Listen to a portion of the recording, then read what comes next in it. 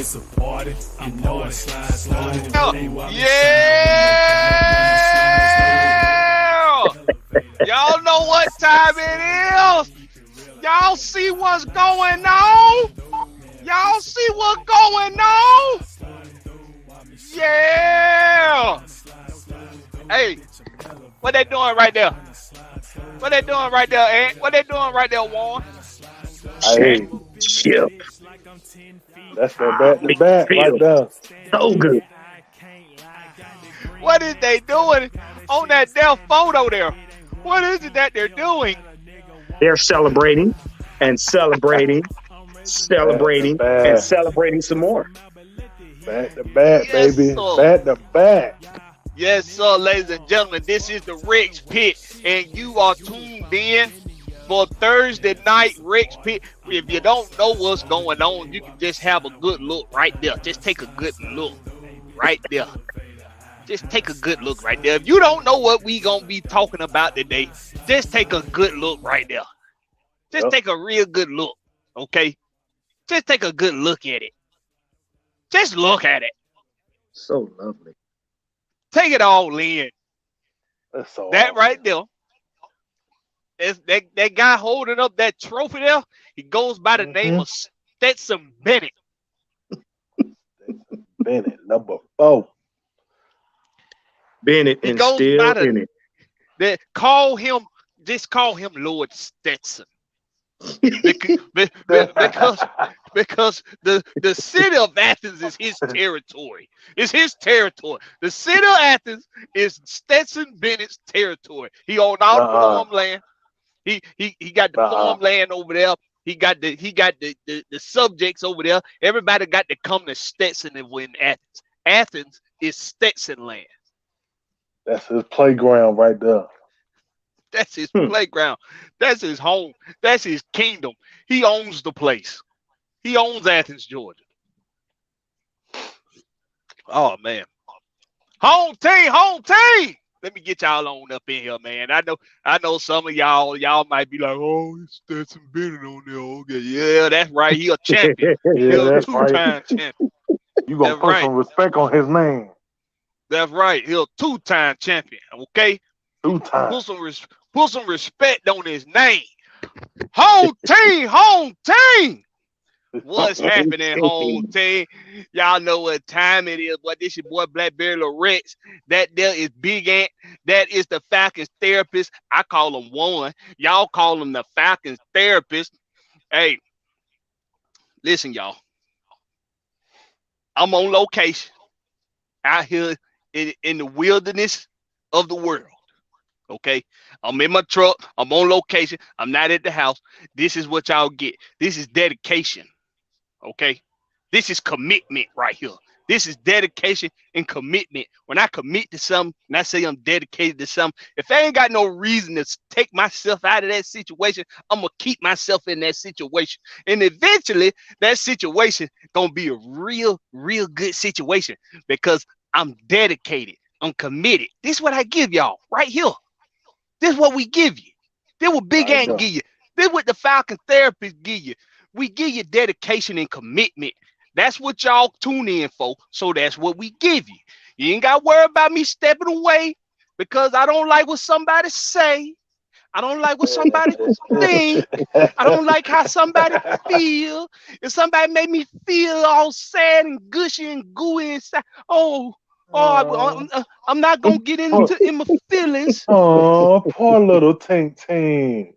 I'm not gonna get in my feelings. Say, I don't like what he says about me. I don't like things he says. Hurt my feelings. I don't like his views and opinions. They make me feel bad. So I'm not gonna do that. Okay. This is what you're gonna get. You're gonna get dedication and commitment. And God bless everybody. Everybody, before we get everything kicked off, God bless everybody. We got some bad weather going on around the state of Georgia, around the state of Alabama, the Carolinas, Florida, Tennessee, all the Georgia touching states and Georgia included. We got some bad weather going around. So everybody get inside, stay safe. Don't make no bread run. Don't be out here trying to make no milk run because you ran out of milk and your Fruit Loops almost low. And you got to taste for some Fruit Loops. Don't take your ass to that store. Pour you some water in that bowl, get you a can of carnation milk, and put it in there. Y'all know how to do it. Y'all know how to do it. Hood rich. That's how we do it in the hood. Okay. Carnation milk and water. Carnation milk and water. But hey, listen, y'all. It's been an eventful day. Y'all know what y'all get over here at the Red Pit. Just like my AFN contemporaries and my GSN contemporaries, and just like Mad Mike Sports, just like K Styles, just like all those guys, just like everybody that's affiliated around here with one another. We here to bring you the facts, the stats, and the truth, and we also here to bring you the goods, baby, because that's all we know how to do. They give it to you just the way you like it. Now, y'all know what we talking about first. Do I need to put it back up there? This hold on, I'm gonna put it back up. I think some folks missed it. Yeah, put it back up there. Put it back up there. I think some of y'all missed it. They ain't ready for it. You see them dogs going bad to bad. Hey. They going bad to bad. Hey. Bad to bad. Hey. Big Ed. Big dog. Big Ed. Talk about it, man. Tell me how you feel, bro, about this chip, bro. Just talk to the people, man. Bruh. Man, you know what? I was nervous going into that game. I ain't gonna lie to you. Because I don't like when people just overlook certain teams. Especially a Cinderella team. Mm-hmm. But damn. They made them look like ants. They put them under their feet. No contest. Like, nope. You get nothing. You get 10 points. That's it. I think nothing. TCU, the school itself, the whole school, even the student body, I think they went to their local county court office and they played no low contender. They played no low contender to the charges that were brought forth to them by the University of Georgia of having no damn business being in that game in the first place. Facts. They said it wasn't our fault. They put us there. We weren't supposed to be there. Okay. No low contender. Michigan, you are frauds. Yeah, I said it. Y'all was that team all season. They got their ass handed to them by TCU. One. What up? Might be some TCU fans out there. Might be some other fans out there of some other schools that wish they even made the playoffs, but they didn't. Alabama. Bama. Yeah, we gonna get into that too. Mm-hmm. Yeah, because we got some disrespect to go over. Okay, we got some disrespect to go over. But one, talk them off the ledge. Well, they're gonna get a good old dose of reality. And for all of those that like to stay in your feelings, don't go there. Ain't no money in that. But basically, TCU. I like to give these words of encouragement since you came to this game with hopes of doing something, and we appreciate you for coming out for the practice. We appreciate you for doing your 7-on-7s and 11-on-11 drills with Georgia. We sure appreciate it. It was a good time. You know, the guys got a good warm up. You know, they got to show the world that they still running. It was a good 7-on-7 drill. Real good. Yeah, good 7-on-7 drill.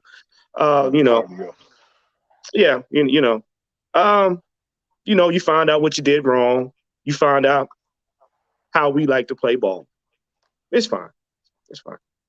So now you can take that back, and actually play a real game. I'm gonna be honest with you. That was practice.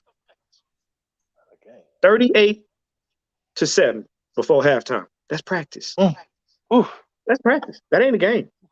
A game is 38-21, 38-28, I don't 38 even up. think. I don't even think that's practice. I think they probably had them guys all wired up for bringing back NCAA college football game with EA Sports or something. Because the way that looked out there, that looked like just straight up You remember as dog kids? dragging somebody. You remember as kids? You remember as kids when you wanted to play a game, you just played sideline bus.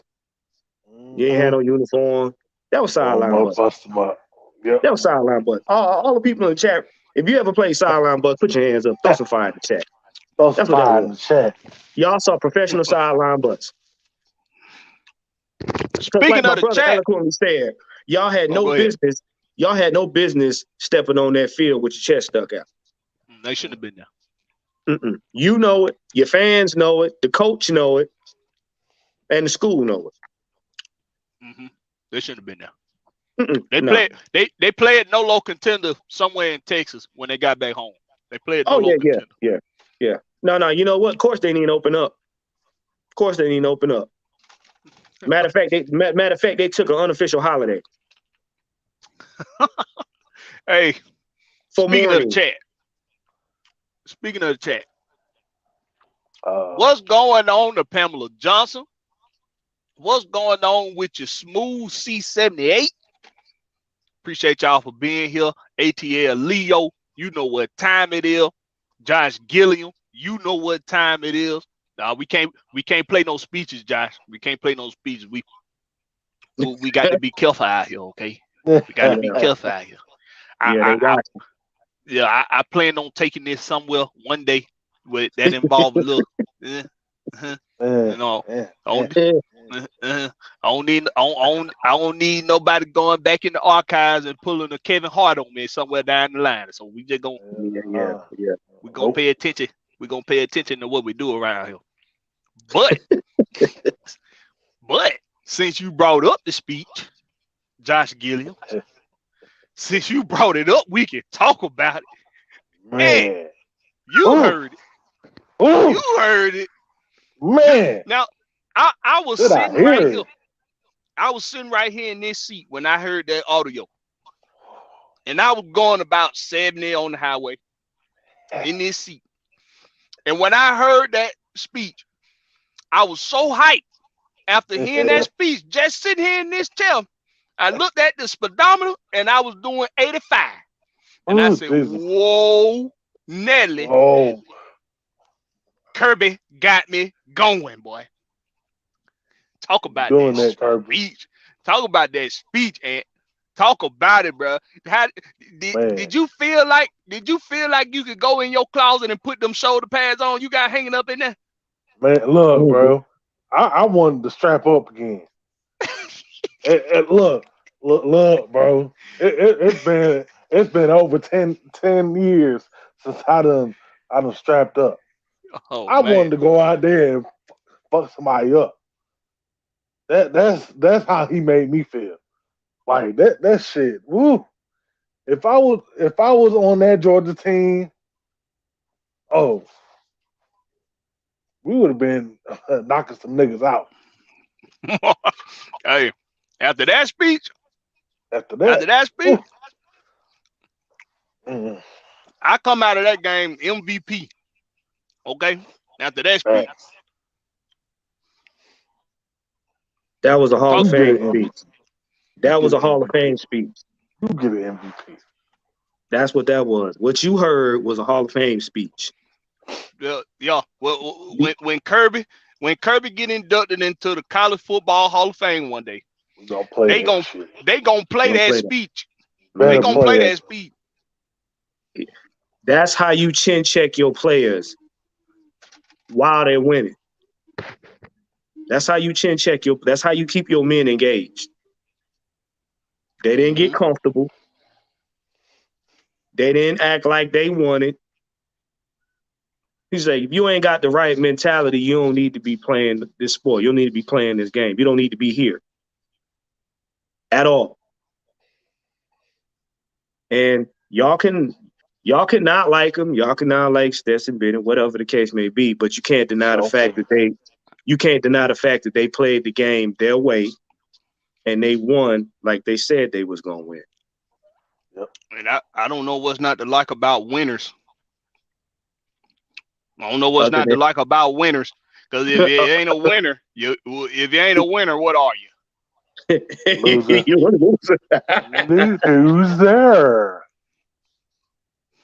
So if you don't like Kirby, if you don't like Stetson, if you don't like Brock, if you don't like any of these guys, if you don't like any of these guys, if you don't like a winner, you Hey. must be. Hey, Blackberry. And losers exit stage left even. They go the dough. They go the dough right there. Loser. Loser. Hey y'all, it's been some, but you know what? Before we get into the disrespect, just the morning after the damn championship, before we get into the disrespect, I want to highlight some more positives about this team and in that championship game. First of all, highest score in NCAA football championship history. 65. Biggest margin in NCAA football history. Championship history. 65-7. Stetson Bennett. Oh, wait a minute before I get to Stetson. Oh. And I didn't get all the facts on this, but I saw this. And I think they're a credible source. But I'm going to say it anyway because it sounds good. First team to score on every drive in the first half of an NCAA football championship game. Scored on every drive. Did not score on a drive until the first drive of the second half. One punt. The whole game. I want y'all to hear this. One punt. One punt. The whole game. One. One. Uno. Did they turn the ball over? Zero. Did the Georgia Bulldogs turn the ball over? Ditto. 0 turnovers. One punt. The whole game. Now, Stetson Bennett. Since it's still, and I was one of them. I was one of those people that did not trust Stetson Bennett. I got my hand up, y'all. I have no problem with admitting that I'm wrong. I have no problem with admitting. I'm happy to be wrong in this instance. I feel good being wrong in this instance. I'm so happy that I'm wrong in this instance. But for all of those out there that still didn't trust Stetson Bennett or still don't, well, I mean, you don't have to trust no more. Hey, he done. Yeah, no. He went out on at the pinnacle of his college football career. Yeah, it's in the history books. Yep. But like Warren said a minute ago, whether you hate him or like him or love him, he a 2-time champion, back-to-back seasons, and he was the best player in the game, in that game. Now, that's Brock Bowers. I must say, it was close. For me to say who get the game ball, who get most valuable player of that game, it was between what's his name, number 22 on the defense. Yeah. It was between him, Brock Bowers, and Stetson Bennett. I give it to Stetson because I mean Stetson was just playing out of his mind, man. Mm-hmm. He was playing out of his mind. He was making all the right throws. He was making all the right reads. He was running when it was time to run. It's like every play was a positive play if it had something to do with Stetson Bennett. How can you not give it to him? How can you not give it to him? You remember what I used to say on the other shows about being in the moment? Mm-hmm. and have your play be second nature, that young man reached that second nature part where that right there, him throwing the ball was just second nature. He was on autopilot. You could look at his face. Once they made that first touchdown, game over. And if you notice something else, correct me if I'm wrong. They didn't get past the 50-yard line but one time in that game. And that was on that touchdown drive. You know what? We were scoring so much, so they got the ball so many times that it's hard for me to remember. They was only getting the ball because we were scoring so much. I swear to you, and this is my opinion. I'm gonna go back and look, but I believe they did not get past the 50-yard line after they made that scoring drive. They didn't get close.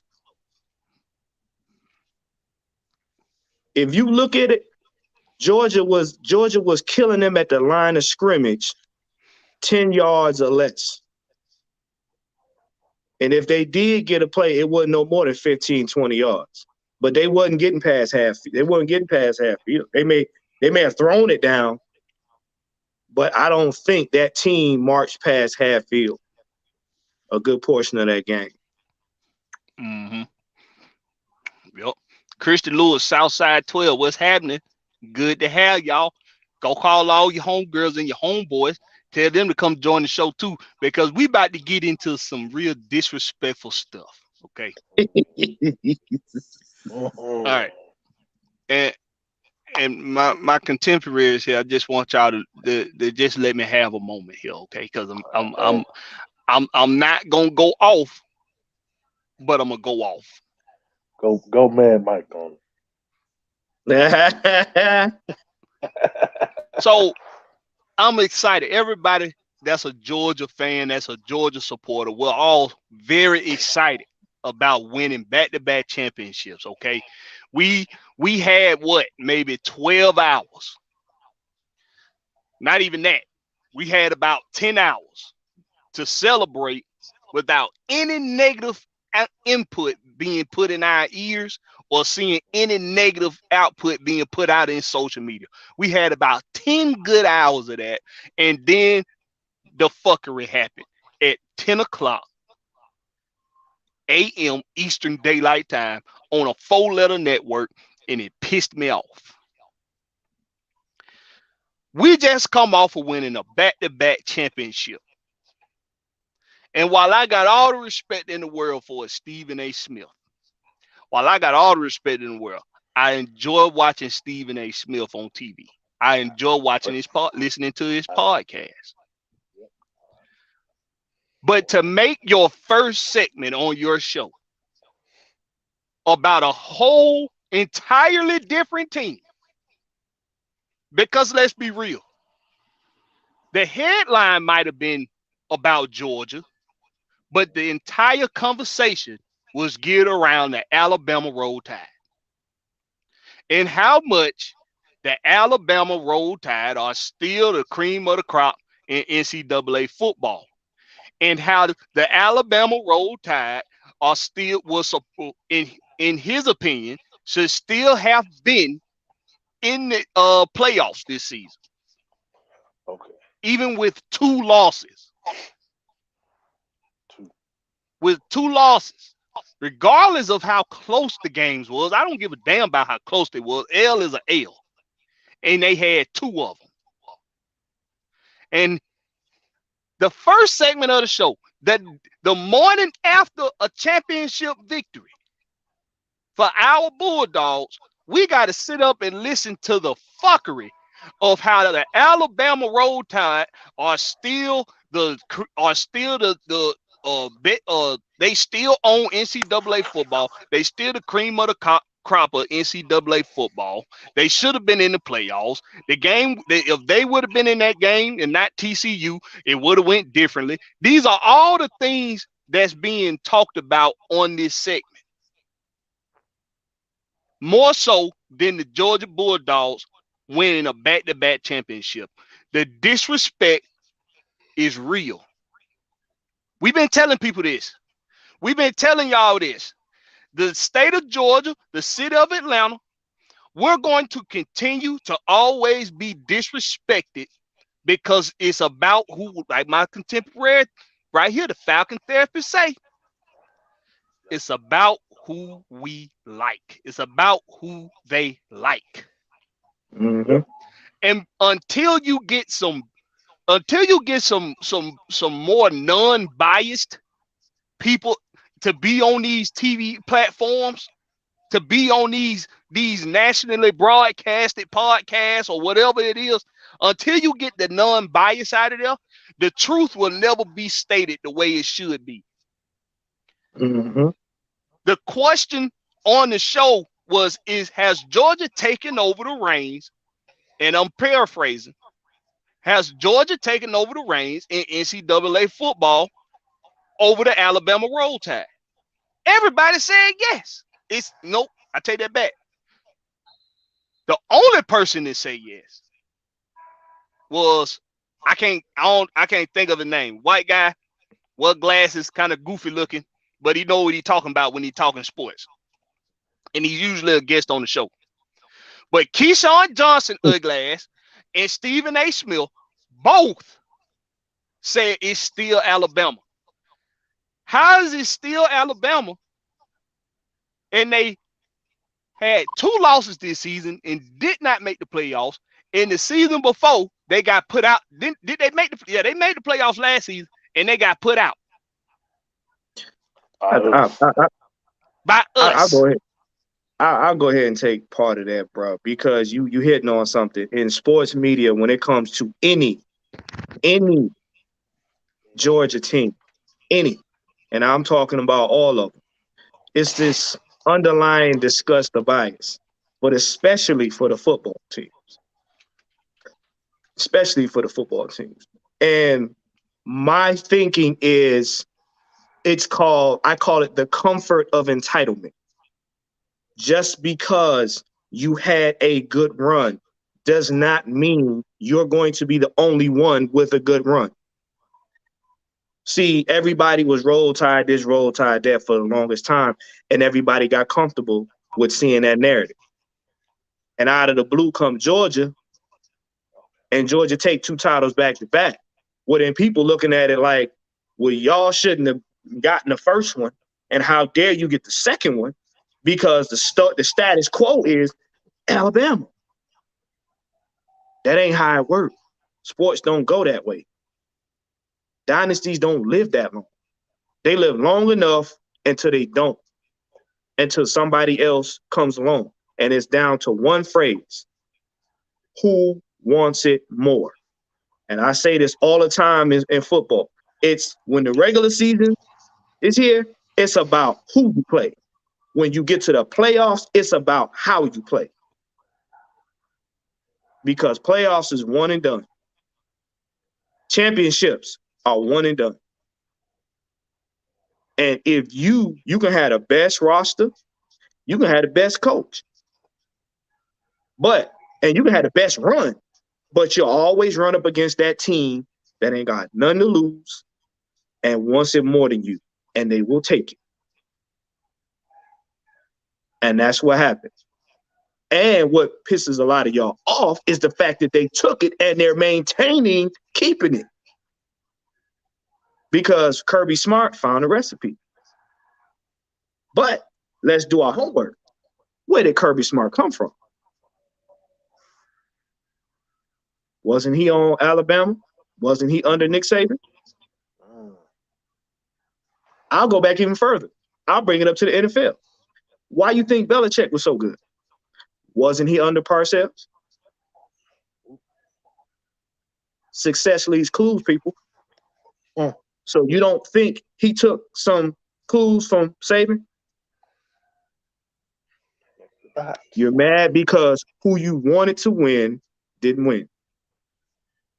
Simple as that. Talk about it, Ant. Talk about that disrespect just the morning after we win the championship. You know what? Before I answer that, I got a question for you guys.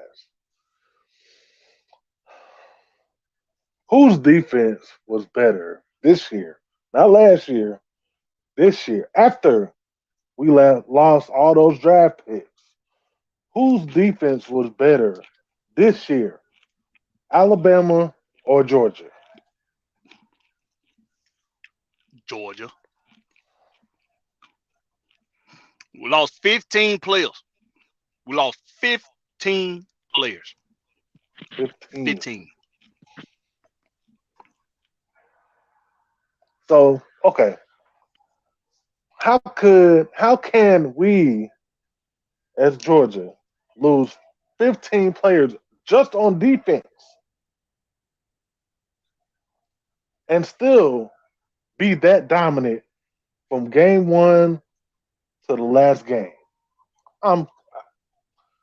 That might have something to do with the head coach.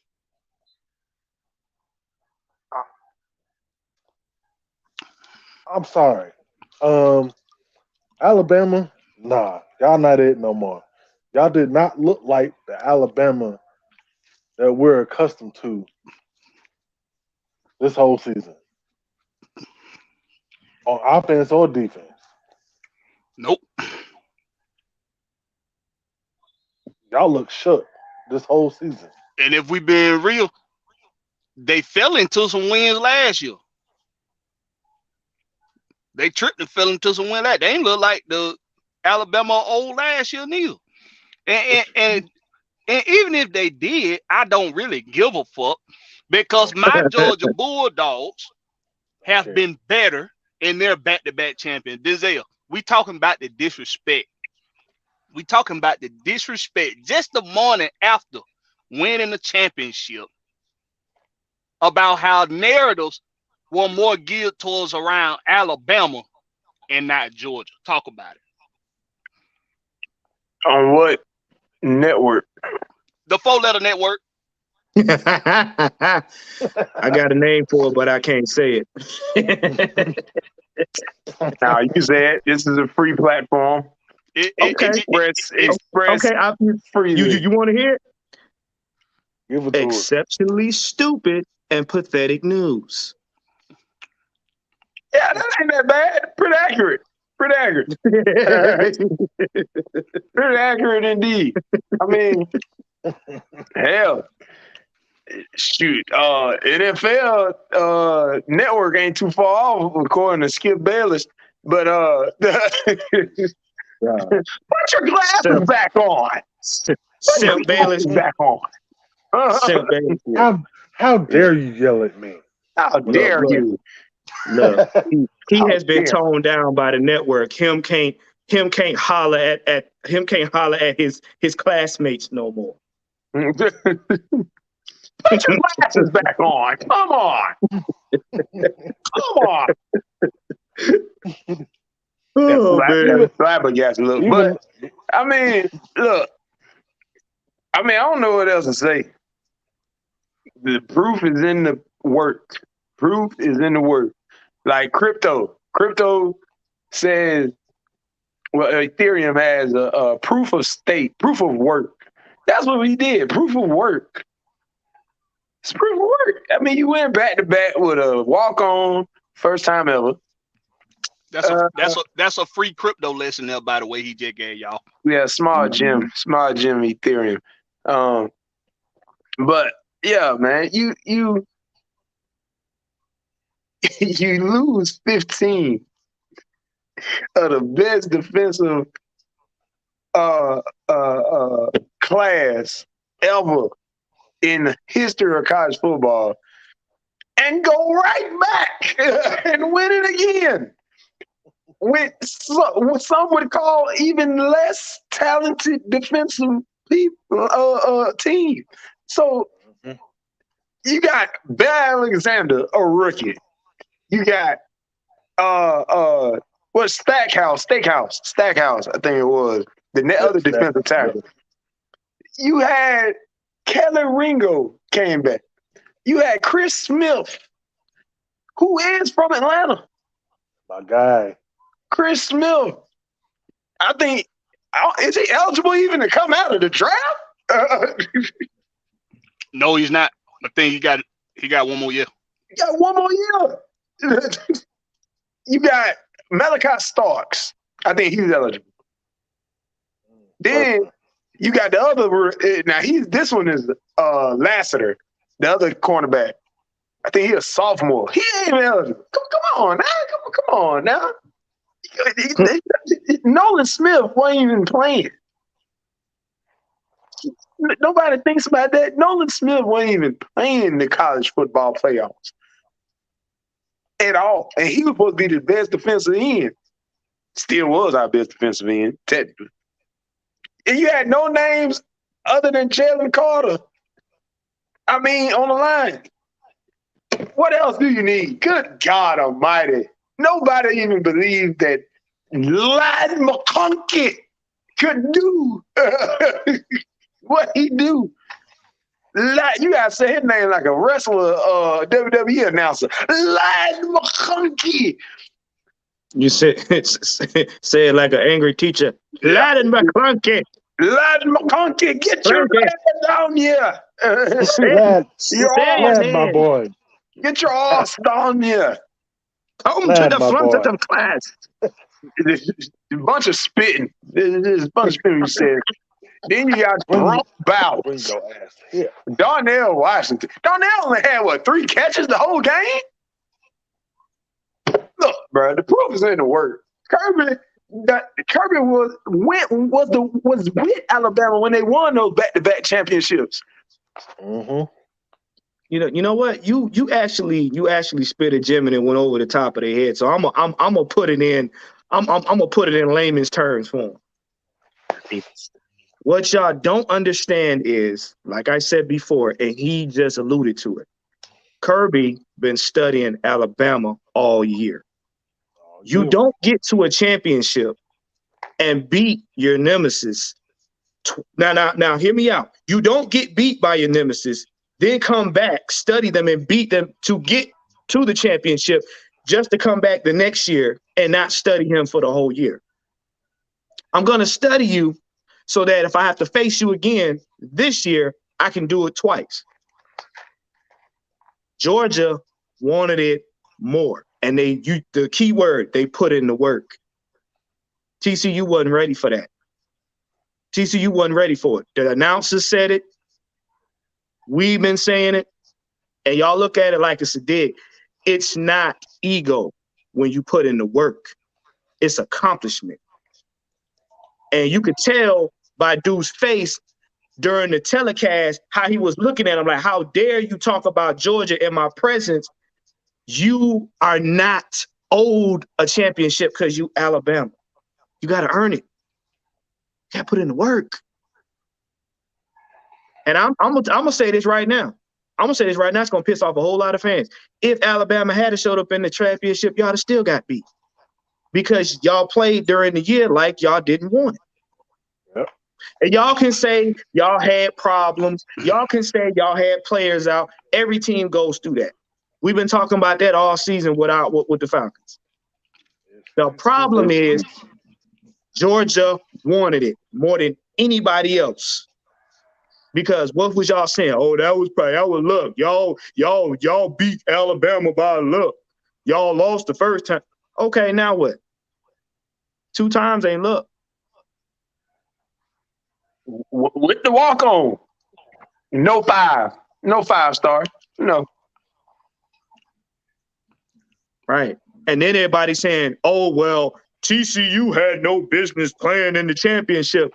They got there. Oh, boy. They got there. I mean, let's just be honest. I mean, they ain't had no business. Yeah, but look, can you be honest? If you don't like Georgia, just say so. Yeah, TCU got there and found out, oh, shit, we got to play football. Oh, shit, we done fucked up. Not 7-on-7, not 11-on-11 drills, not sideline bus, not flag football, not touch. We got to play some football. TCU got introduced to what the NFL would be like for these kids when they get there. It's almost like they ain't been playing football all year until they got to the championship. It's like they've been playing flag football, or they've been playing punt, pass, and what it is, punt, pass, and kick. That little competition you used to do back in elementary school. That I think that's what they had been playing all year, punt, pass, and kick. I think that's what they've been. I think that's what they had been playing all year. Let me ask you this. Let me ask you this, because y'all played on football teams. What happens to you and your mindset? What happens to you and your team morale when y'all play a bunch of easy teams without no kind of like pushback? Y'all don't have no trials and tribulations throughout the season, and then you get that one team that then had to fight their way to get there. What's crazy is they actually did have trials against bad teams. That's what's terrible. That part. They actually did. See? Kansas State beat them, and what? Alabama dusted their ass. and they almost lost to Kansas State again. Exactly. Yep. Since we got my bad, go ahead. Go ahead. Go ahead. I was just gonna say they almost lost to Kansas State early on in the season. And then y'all seen what happened to TCU in that Big 12 championship game. The shit, it really didn't matter though. I mean, you put USC in there, Caleb Williams, he was hurt. You put who was next up? I don't even know. Alabama wasn't gonna make it. They lost. No, Alabama. People who say Alabama should have, they lost. They lost 2 games, or was it 3? I don't know. Either way, it should have been 3. They should have been 3. It should have been 4. Who was that? They had narrowly escaped the loss from Texas with a backup quarterback on one leg. On backup quarterback on one leg, and you couldn't even sack him. He just standing there. Picking them apart. But since Stephen A brought up Alabama narrowly losing those losses that they had, those 2 losses. Hell, you want to talk about narrows? They narrowly beat Texas. So they should have they could have had 3 losses on the season. But they should have been in the playoffs. But it should have been them versus Georgia in the national championship game. I'm not gonna let you disrespect TCU like that, even though they ain't had no business being there. But at least in their playoff game, they took the business to Michigan. They did. They gave them the business. They did. Alabama got put out the playoffs last season by who? Us. And this year, they don't even make the playoffs. But when the question is asked, the morning after we win a championship, has Georgia taken over the reins in NCAA football? Yes. Your answer is no. It's still Alabama. And they got put out the playoffs last season by the 2-time defending champs. And they didn't even make the playoffs this year. But it's still Alabama. Like, because they're entitled. Like I said, I had a buddy of mine that I used to work with, and he was a diehard Buckeyes fan. And this is when Ohio couldn't catch a break, a cold, or nothing else. And the minute they won that championship, I was like, oh gosh, you don't be able to tell him nothing. People get so caught up in what they used to have and what they won before that they have the expectation that they're always going to be in that position. And that's the reason why y'all didn't win. When you got expectation that you're owed a championship, you complacent now. You figure you ain't got to work half as hard to get it.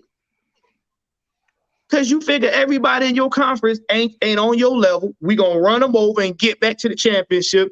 We just gotta happen to have a good roster when we face our opponent.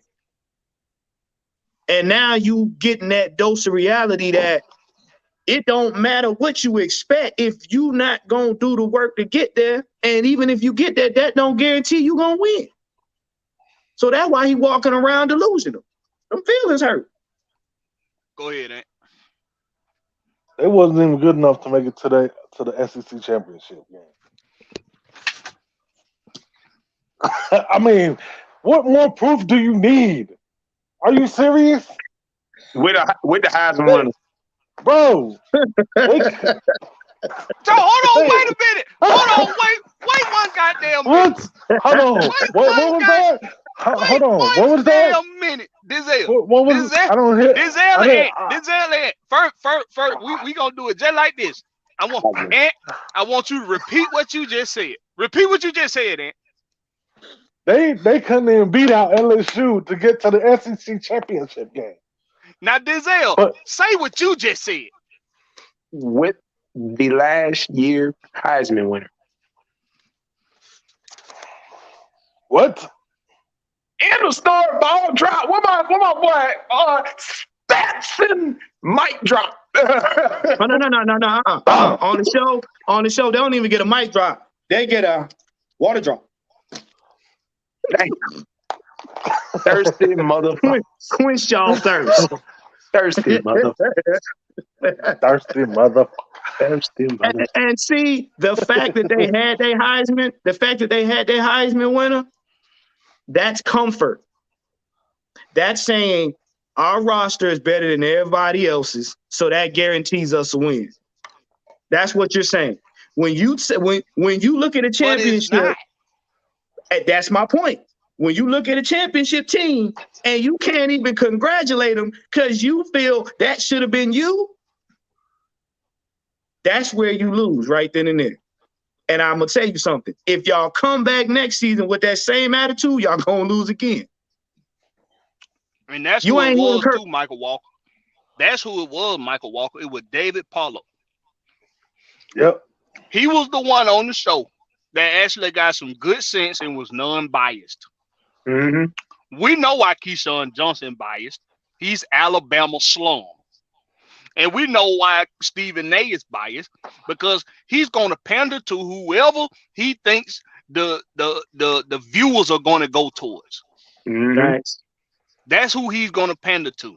Mm-hmm. But the fact of the matter is, and before we move on to the next topic, the fact of the matter is, the Georgia Bulldogs, the University of Georgia football team, have been led at quarterback by Stetson Bennett, a walk-on that left, went to a junior college, came back, won the position, and won 2 championships back-to-back, and had to beat Alabama the first time to get there, and came back the next season with 15 less very important pieces on the team, of which I think, was it 7 of them went in the first round?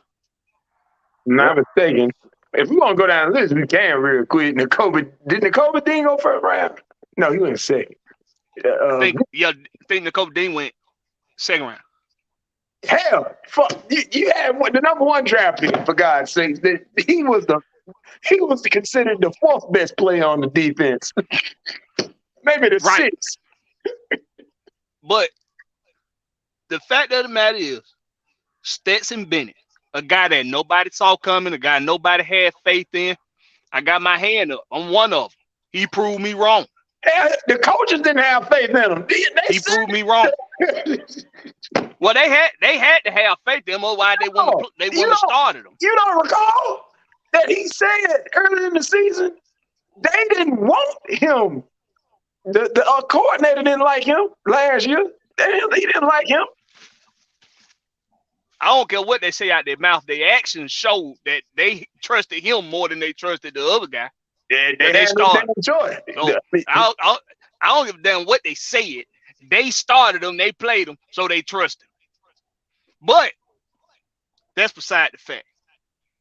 University of Georgia, for back-to-back seasons, has won national championships, and they put everybody on notice with Stetson Bennett at quarterback, a guy that nobody think, even after winning the championship, didn't think he would be able to still make it as a quarterback in the league. Guess what?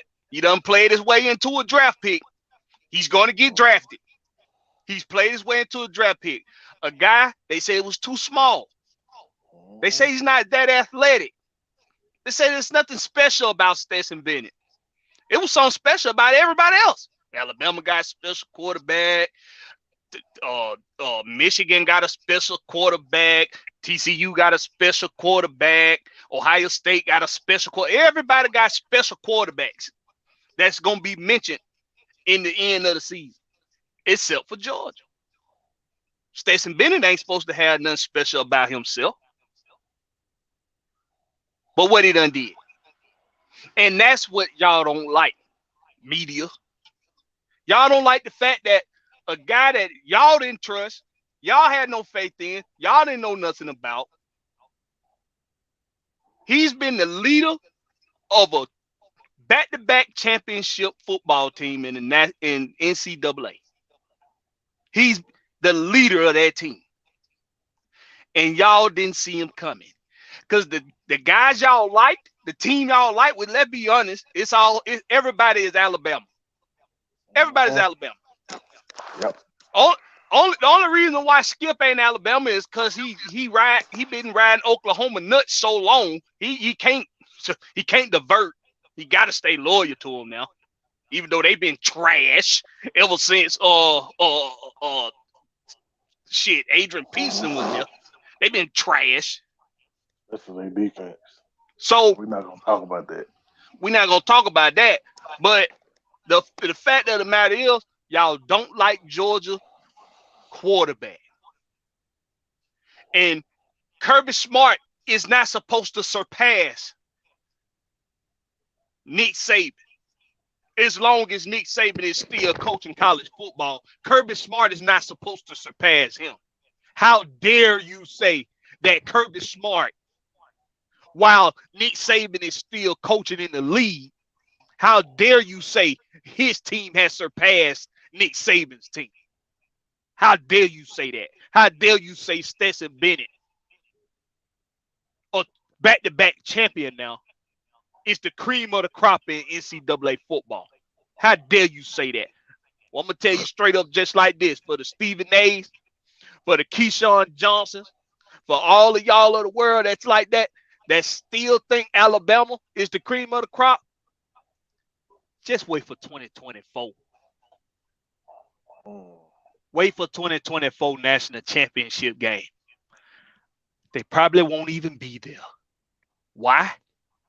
Because I believe Georgia, this season included, this past season included, and last season, was the number one recruit college in the nation. In the nation. The number one recruit college in the nation. So you trying to tell me back-to-back championships not going to elevate that to even higher heights? Blackberry. I'm willing to bet these young boys want to go to Georgia before Alabama. Stop right there. If you don't say nothing else, that's the show right there. That is the reason why these analysts and everybody else is so up in arms. Why? It's the status quo. Because if we don't portray ourselves as number one, we can no longer get people to come here. We can no longer get the NFL to take from us. And them two drafts and this draft here is hurting them. Because before, what was they doing? Wide receivers. They was known for it. They was known for their play. That's their bravado. Their bread and butter, that little stream is drying up because Georgia is now producing a lot of players, especially in the defense, and the NFL snatching them up. And it's going to be this season and next season. They're going to be snatching them up. And just imagine if they get another championship. That part. Thank you, Sam. And they already done got back-to-back, so Three-peat will be three-peat shut it down. I mean, and not only that, they've been the #1 desirable college in recruiting for the last 2 seasons. And I'm willing to bet that when you add the icing on the cake, which is Georgia over Alabama, and I'm talking about the regions, the states. I'm talking about the territories. Oh, that's what I'm talking about. Who would rather be in Alabama than Georgia? Ain't shit going on in Alabama. What, you gonna go to a Hooters, eat some wings? Well, technically, I think this may sound surprising. The #1 draft recruiting class from this for 2020. No. It was Georgia. For 2024 or 2023? It's been Georgia for the last 2 seasons. Well, 2023 is, well, no, this past year. You talking about this coming up? This year that just passed was actually Texas A&M. It was Georgia. I'm telling you, look it up. It was they outdueled Alabama and Georgia, and still was dirt ball. That's why all on transferring. It was Georgia. Georgia probably turned down a lot of they.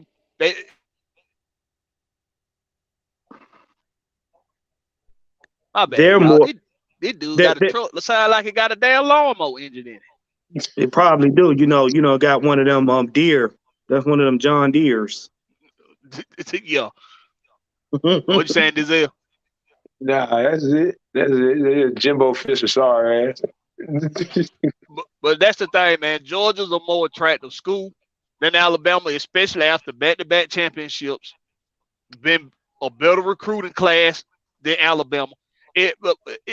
For me, it's the disrespect that's even the topic the morning after we win a championship.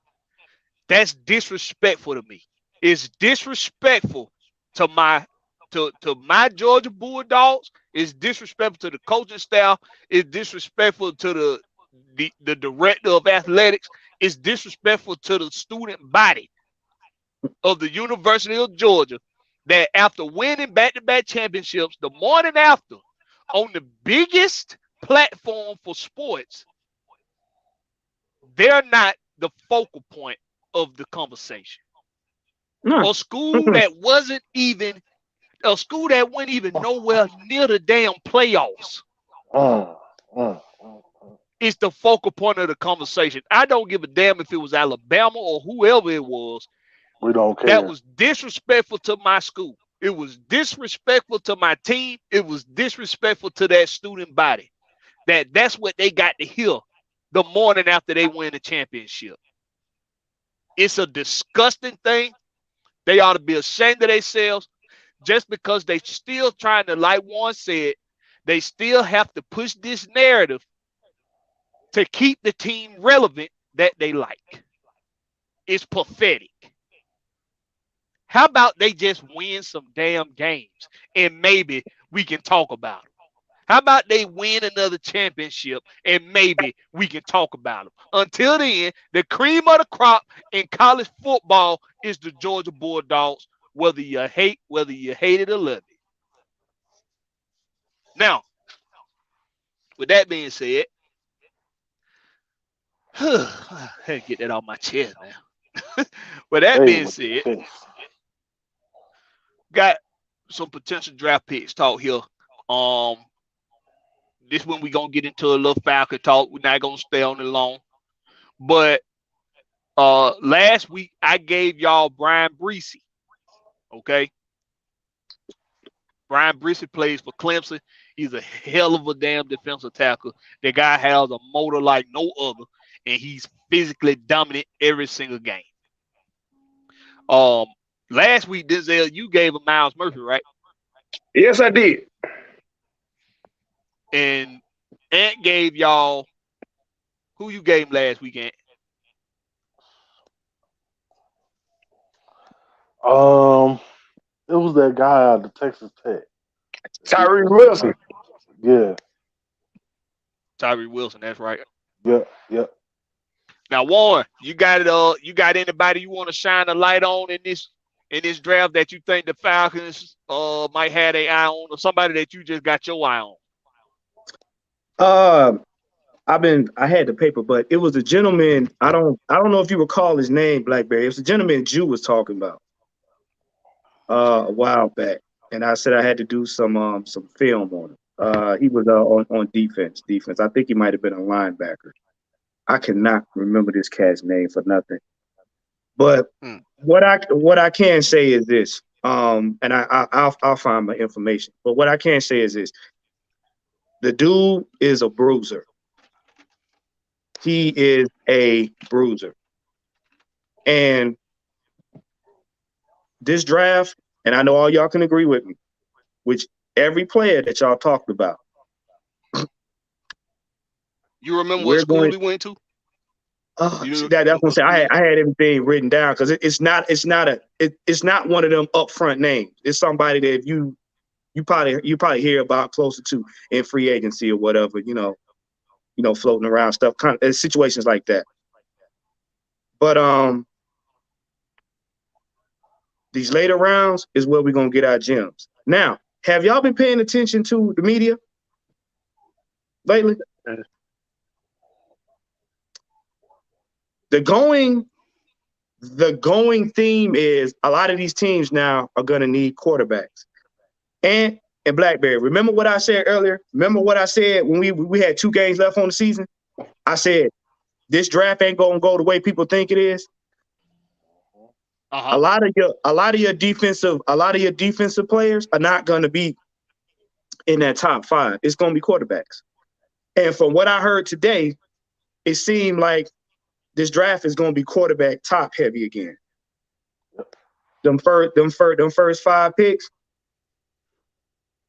because you got teams getting rid of quarterbacks. They already got an issue with Derek Carr. So, well, somebody pull it up real quick. Somebody pull up who got the top 5 picks right now? Chicago. And hold on. Houston ain't got the number 1 pick no more. No. It's Chicago. Number 2, I believe. Wow. Then Houston, then Arizona, then Indy, then Seattle, then Detroit, and then number 7, Las Vegas. Las Vegas. Now the way he said it, you got an issue with they're like Mike was saying, they're misusing Justin Fields. Kyler Murray, we already know he ain't going nowhere. He can't go nowhere. He can't afford. They can't afford to let him go nowhere. Most of these teams have cap issues and quarterback issues, and especially with Georgia, it's the quarterback's going to be in. I'm going to tell you, quarterback's going to be in the top 5 at least. I don't see top 7. The top 7. Yeah. So let me ask you a question. Where would you think Jalen Carter will fall? Do you think he will fall at 7? Chicago? Nope. Chicago's going to pick Jalen Carter number 1 in the draft. I have a feeling they're going to pick him. They're not going to pick quarterback. Well, you still got Will Anderson. Yeah. It'll be either Jalen Carter or Will, and they're who Chicago going to pick. One of them 2.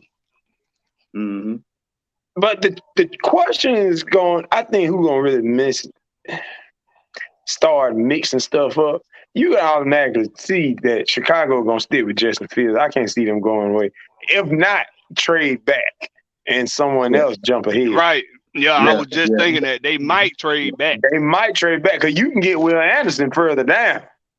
Mm-hmm. Matter of fact, I think they would trade back before they would pick a quarterback. Do you think? I don't. I'm like, I don't see Chicago picking a quarterback. I don't foresee that. Defense, yeah.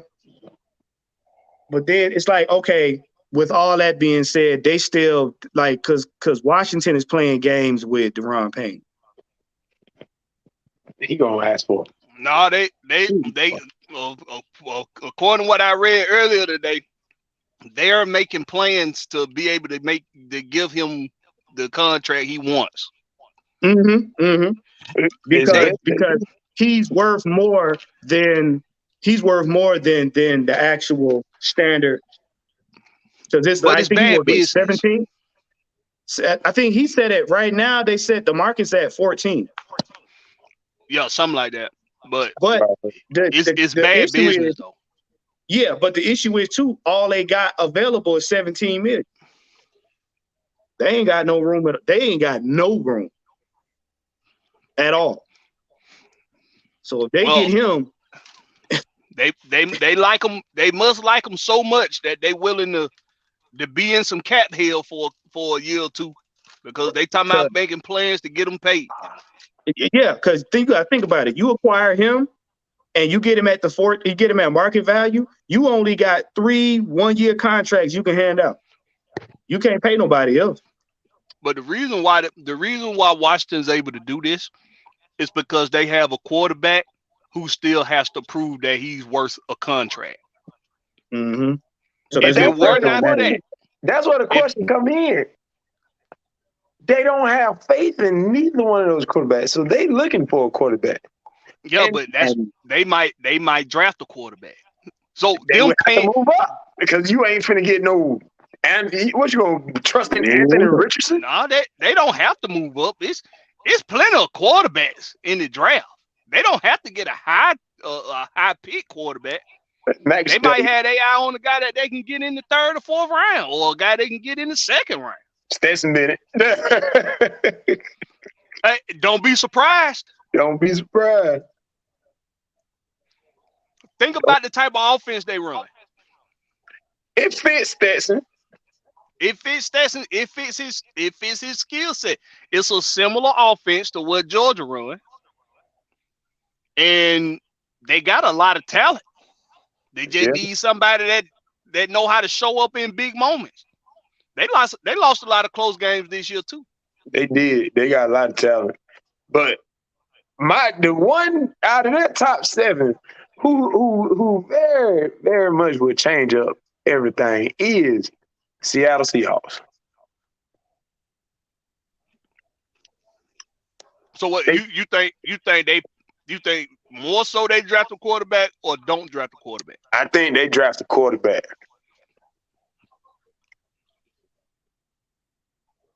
They draft a quarterback. Ain't no way around that. You draft a quarterback. You ain't finna go into next season hoping Geno have another crazy season like he did this year, but ended really on a not so good in the last couple games. He was just a game manager. So I see, all right, Indianapolis taking a quarterback. We all know that one. Houston taking a quarterback. Definitely. Seattle and Vegas. Seattle and Vegas. Seattle and Vegas. Because after us is Carolina. And we all know they're looking for a quarterback. And what Arizona picking at? Number 3. Let me see. Number 3? Number 3. And then Indianapolis right after them. And then Seattle right after them. Yeah, Arizona's going to pick a receiver. I don't know. They might pick a defensive. Nope. You just lost J.J. Watt. But Kyler Murray need help. Seriously. He need help. A.J. Green probably ain't going to be there. It ain't like he was making a difference. And then D-Hop about to be out. Yeah, he need to retire. D-Hop about to be out. And then and Marquise Brown, he would be their number 1. And he ain't no number 1 receiver.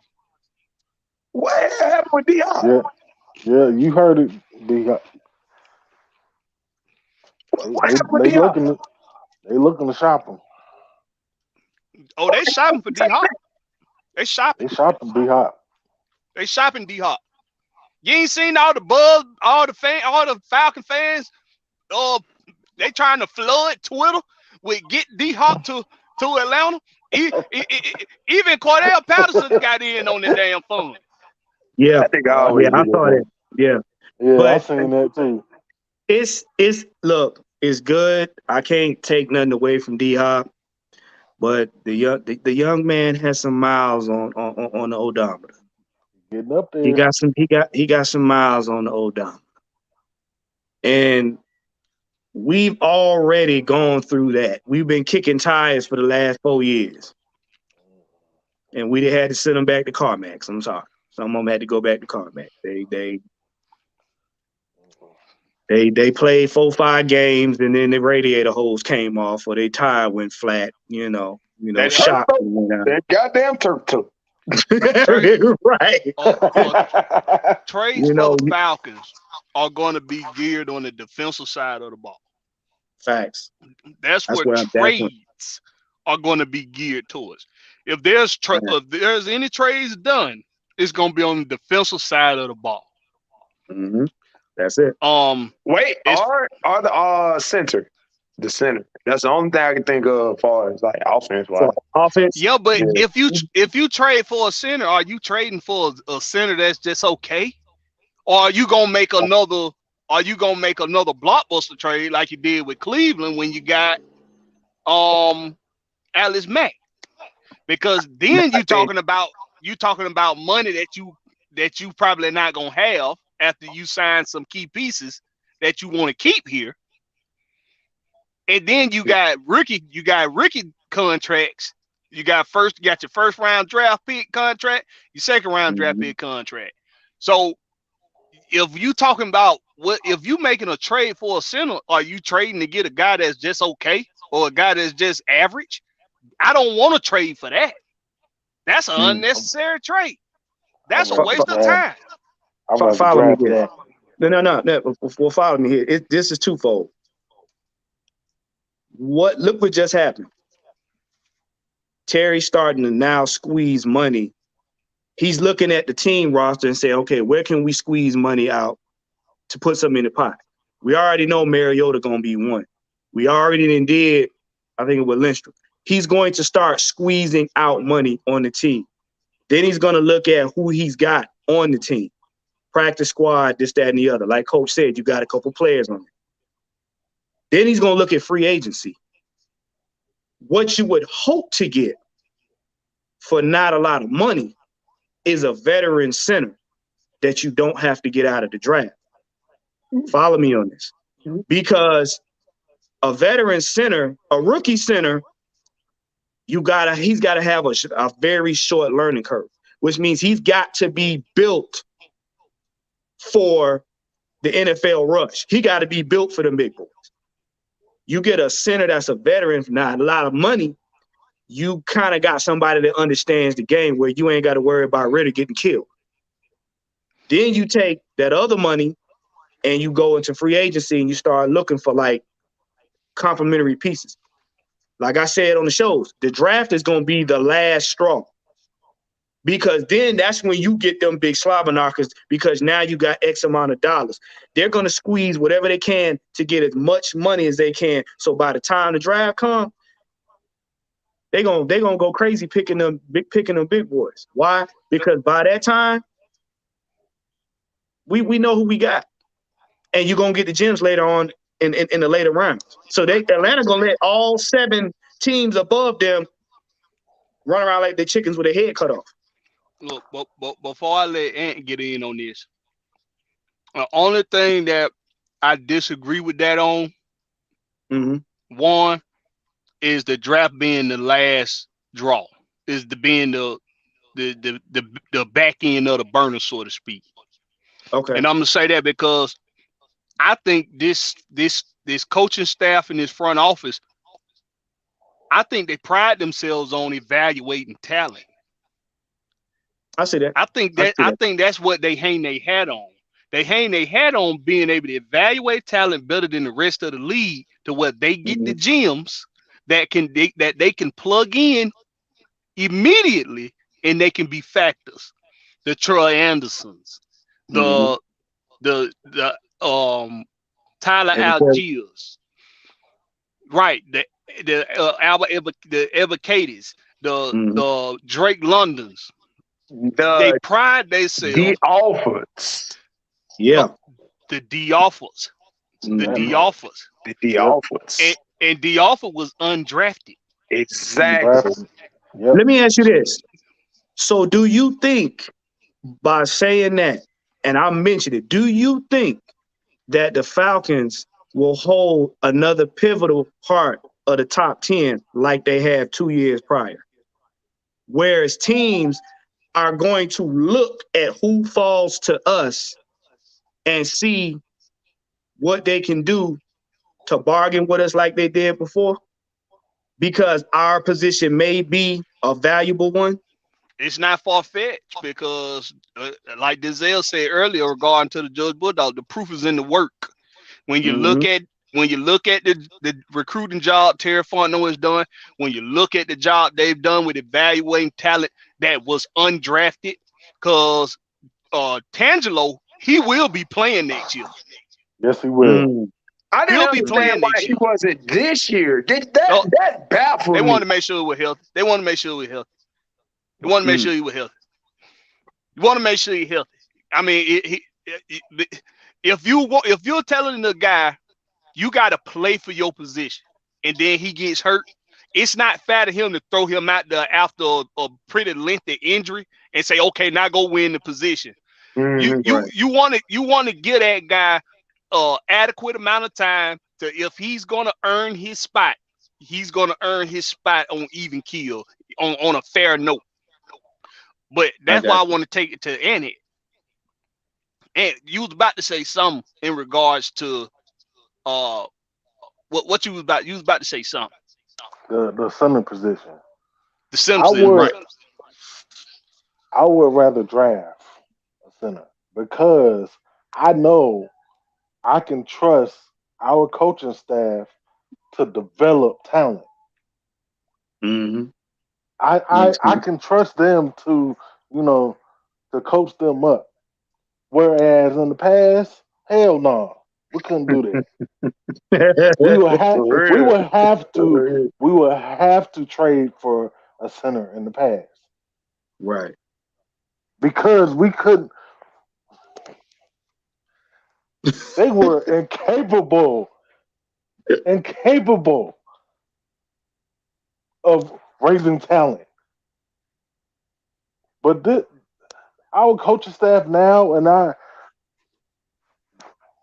I trust them to draft rookies in the draft and coach them up to where they can play up to their potential, their rookie year.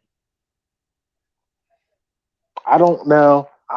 I'm not saying that I have a problem with going out and trading for a veteran center or whatever, but I just don't want to take away from who we got to pay in the future. Yeah. Most likely, though, if we bring in a veteran, they're gonna try to get one that don't have too many miles on them, and they will most likely put him on a 1-year deal to see how he does, just so they have that flexibility. You know what I'm saying? I don't foresee them doing that because they're in a pivotal position right now with the money that they got. And this is why you're going to start hearing all this chatter about all these players going to start coming out of left field and right field. Because what people are going to start doing is they're going to start counting the Falcons' money. Oh, yeah. Yeah. Oh, yeah. They're already going. That ain't hard to do. It's simple math with the Falcons' money. It's real simple. They'll start doing it with Chicago, too. Chicago got a lot of money. Especially Chicago. But Denzel, what do you think the Falcons? Do you think we do more in free agency than what people expect? Because, and the reason why I ask you this, because I'm looking at returning players. I'm looking at guys because I say there's 3 guys that you must, in my opinion, you must give them contracts in this offseason. And that was Caleb McGarry, Rashawn Evans, and Lorenzo Carter. you can franchise Chris Lindstrom and you can franchise AJ Terrell. Make them play out they fifth year contract. AJ Terrell got 2 more seasons. You mean Caleb So- McGarry?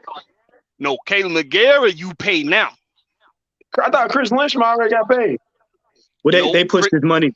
They pushed his bonus ahead so that it frees them up to have. They basically pushed his money to the side to use that to add to the cap. So that gives him flexibility. So then when his contract, as he gets further on in his contract, he'll recoup that. Okay, so Yeah. So you saying franchise Chris? Franchise Chris, and next season you can franchise AJ Terrell. So you don't have to worry about 2023. You don't have to worry about the cap for 2023 with those guys. You go ahead and you pay Lorenzo Carter now. The reason for with Chris Lindstrom is because whatever you offer him now, he's worth more than that, and he's not gonna take it. Right.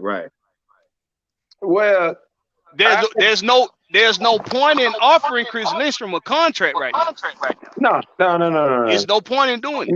No, ain't no You point got in that. time. Yeah. Same thing with AJ Terrell. But Mhm. Rashawn Evans played He his needs a way into contract. it. He needs a contract. He played himself at least into another 1 year deal, maybe 2. Lorenzo Carter played himself. He played his way into a 2-year contract. Yeah. And Caleb McGarry, he did so as well, but Caleb McGarry might get a 3-year deal.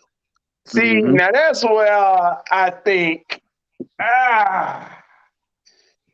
No, You're not sold on Caleb McGarry. I know what it is. No. But you ain't sold on Caleb. because we had a history in the past of having a deer in the headlights over the progression players have had in that organization, and he made huge progress in run offense, run protect, pass protect, nothing.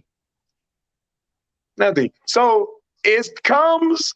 The only way he get a contract is if we don't find nobody else, literally from the draft to free agency, that is a right tackle that is better than him at pass protect and at least good.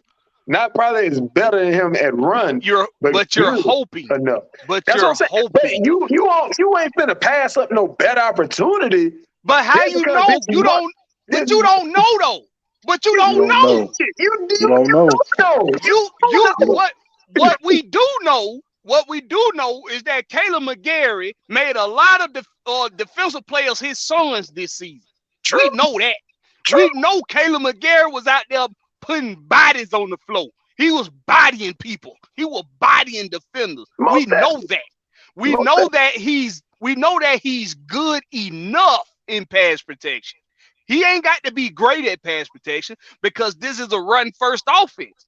We need him to be great run blocking, and that's what he was awesome at doing. He was phenomenal. He was the AJ Styles of knocking your block off in the passing game, in the running game this season. Denzel.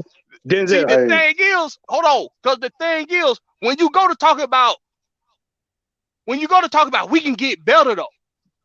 You don't know that they're gonna be better. You're talking about a right tackle. Proof of work. From who? I don't know no right tackles off back by name in the. And that's my point. Who the hell does? His name is Caleb McGarry. I'll take him. I'll take McGarry. But you know ain't what? Gotta take him, Denzel. Hey, Denzel, follow me on this. I get your sentiment. I get your sentiment, but there is one. There's one thing we're not talking about. Caleb McGarry has cushion because of the type of quarterback he has. Because Desmond Ridder is not he's a mobile quarterback, versus Mariota was just, he's like Justin Fields. He's a running back that can throw, pretty much. Now, if you'd have been talking about Matt Ryan, then I would agree with you. Like, yeah, we gonna need, because Caleb McGarry's strength is not holding up against a pocket quarterback, for a pocket quarterback, because everybody knows, and this has been Atlanta's Achilles heel up until this year. Seriously, is O-line quarterbacks. I mean, O-linemen that have a stationary quarterback, they wear down quicker because you got to continuously block for longer so that this person can make a throw. Ritter's more, I said it on the game, he's slippery. So when you run a couple plays, that get him time to rest. They're not burning themselves out with all these 3-step drops, 4-step drops, and all of that.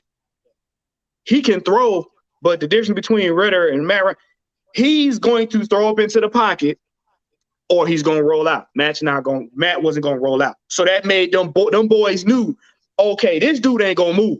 So I got to hold the line whether I'm tired or not. They know if I can't hold the line and he get in, oh, my boy, if I give him enough time, he can get out the pocket or he can go up the pocket.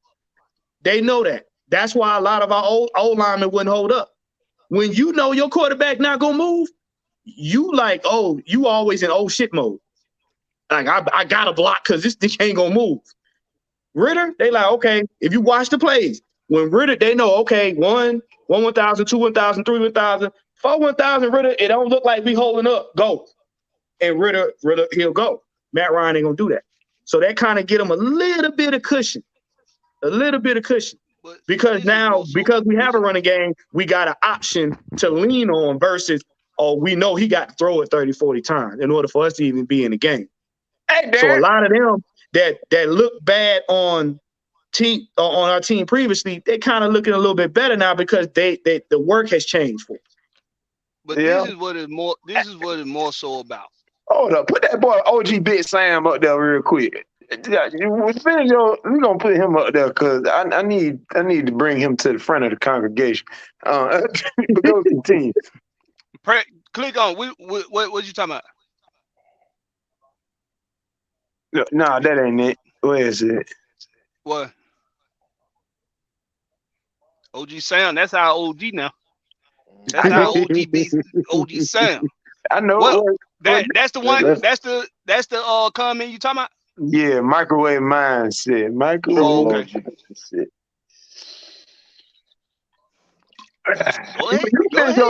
You finish your monologue. But no, this is what most so about with the offensive line. More than likely, you're gonna have a brand new left guard over there in the next season. You might have a new center. You might have a new center over there. It's not guaranteed yet, but I'm saying, yeah, you're probably gonna have another center to start coming on that side in the middle. So because of that, you got to factor in these points. If you know that you got holes already on the offensive line, you got a quarterback that's coming back who only played 4 games the season before, and he was a rookie. You got a top 5 top 3, I think, running game. Well, your strongest side of the line in the running game was the right side, behind Caleb McGarry and Chris Lindstrom. Yep. So with the holes you have already in the line, with your strength being the right side, which is where Caleb McGarry plays, with a top-notch running game, and we're having a quarterback coming back that's used to what he got in front of him already. You already might replace 2 offensive linemen.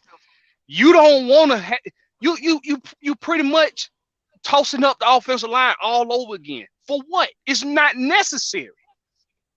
When you can pay Caleb McGarry now, keep your right side intact.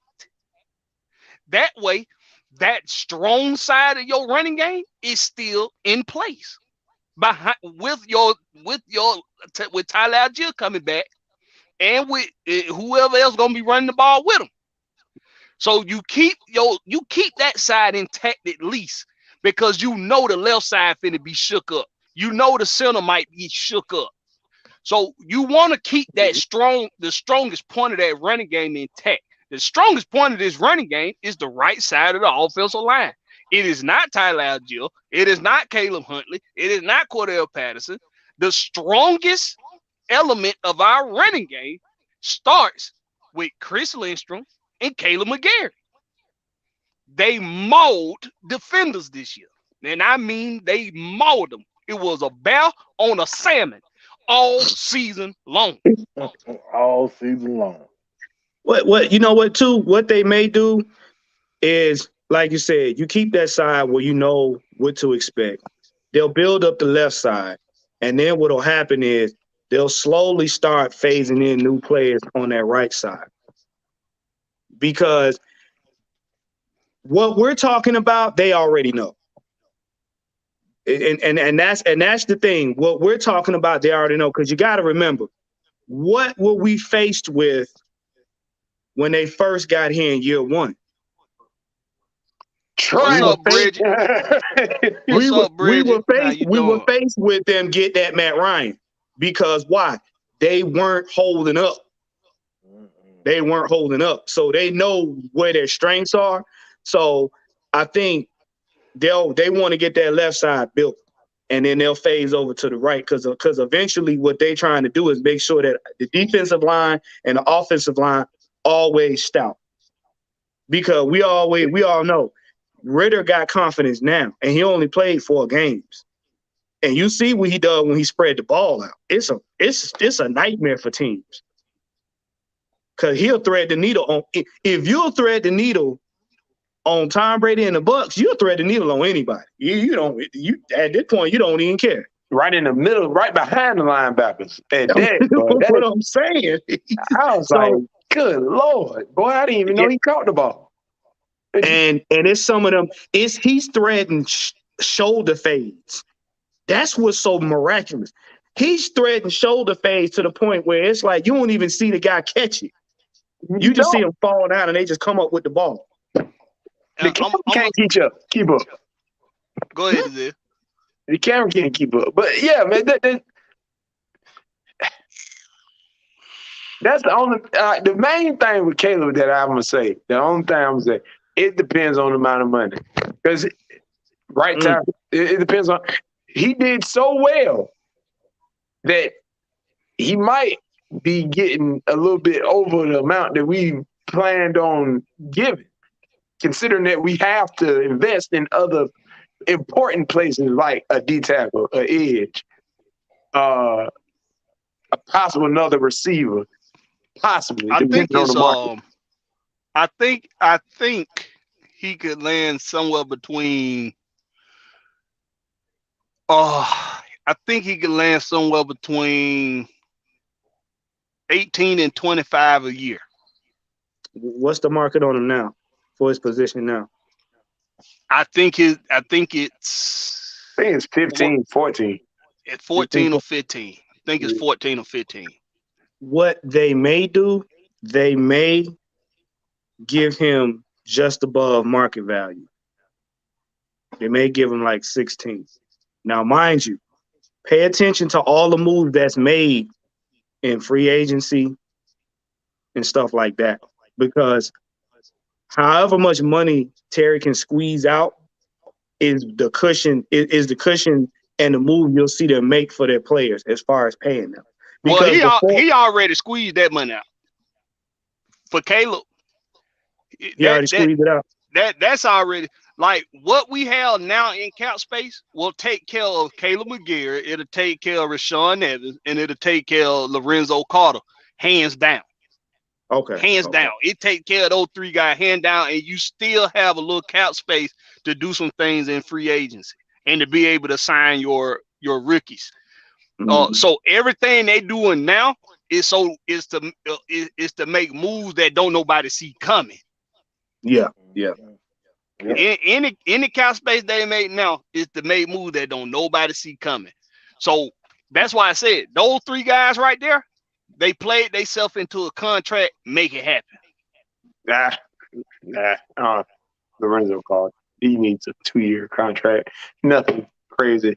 He didn't go. No, it'll be a 2-year. No, it'll just be a 2-year contract.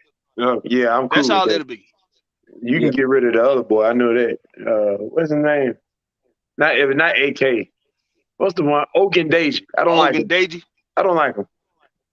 Yeah, he didn't meet expectations this year. I got to say, He did not meet expectations. There wasn't no growth there.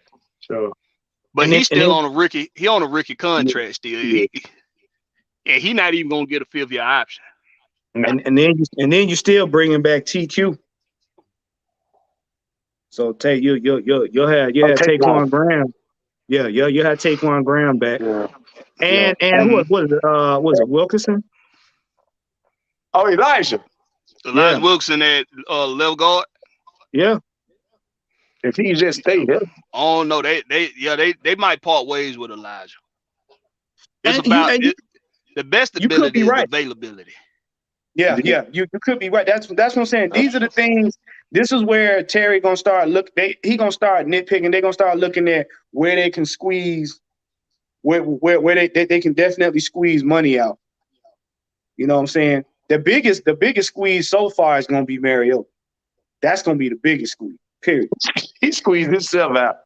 He wrung himself out on the hanger to dry. Bridges said they gonna cut McGarry ass. They ain't getting shit. Damn. I wouldn't cut him, but that lady there drives a hard bargain. Yeah, she cutting straight like a razor. You can at least sub them in for run blocking. Well, you like what we said though. You just got to think. Whomever we let go, we got to make sure that we get somebody in that's either there or better.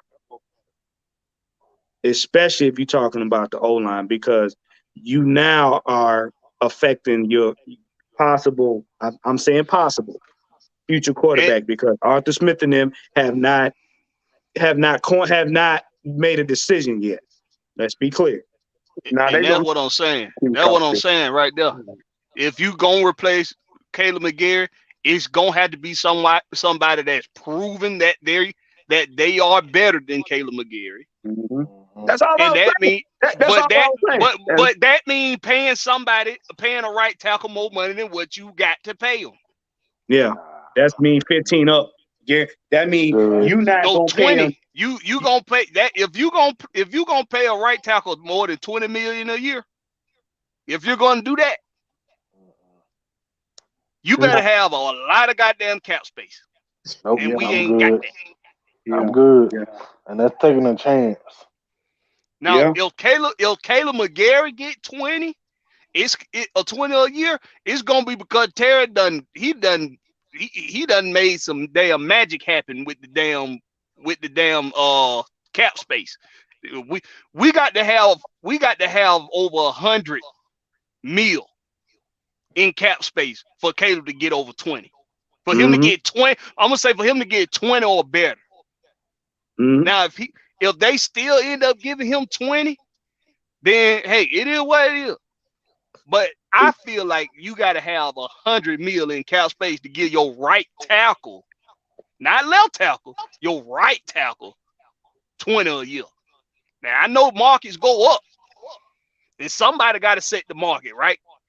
And sometimes you don't like for it to be your team that do that. You don't want your team to be the team that set the market for a position.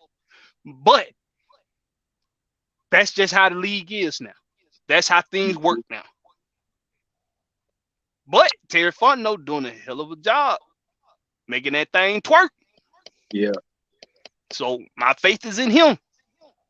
If you best believe, if he give Caleb McGarry 20, he gonna be pulling up sleeves, pulling up pant legs. He gonna be pulling up the shirt by his belly. He gonna be doing something. Trust me, because they're in a better space they were than 2020 and 2021 season. A lot better space. We got a super chat. Yeah, boy. Yeah, boy. 1999, Kojak, man, tuck it. Say go dogs, rise up. Y'all boys still giving us the real talk. You know what time it is. That's the only way we know how to get it to you. Just the way you like all it. day. All That's day it. long, bro. Appreciate that 1999, my bro. Yes, sir. Salute, man. I Don't would never stop real talk. Hey, Kojak, if you didn't catch the beginning of the show, we talked dogs in the beginning. Go back and watch later on, because we had to talk about the disrespect Georgia got in the media just the morning after, not even 10 hours after they won a damn championship. They was already being disrespected in the media. Put your glasses back on. But all right, y'all. I don't know if y'all here for it or what you got. One more. What you got? I just looked at something. Damn it, Juju Smith-Schuster is an unrestricted free agent. He just got the No. where he at? Chicago? KC. Kansas City. Kansas City? Yeah. Then he just got there, didn't he? If I don't want your deal. You telling me Juju was on a 1-year deal in Kansas City? Blackberry, I told you, the last 18 hours, man. If you go back 18 hours and look at all the media, the NFL has been shaking stuff up, like left and right. Hold on a goddamn minute, Ant. Come here. They talking about team talking about letting go of Derek Carr. They talking about if Sean Payton coming back, where he going. Like, bruh, it's been a CF for the last 18 hours. I done heard the rumors, but if this is legit right here, are you really telling me that Juju Smith-Schuster was on a 1-year deal, bro? And he just got there? Here, bro. Come on down here, bro. Are you serious? They had that man on a 1-year deal? Mm-hmm. Deacon Blackberry. Bridget, appreciate that. Appreciate that. $4.99. She said, "Can I get a sermon from the preacher man? I think his name is Lorex."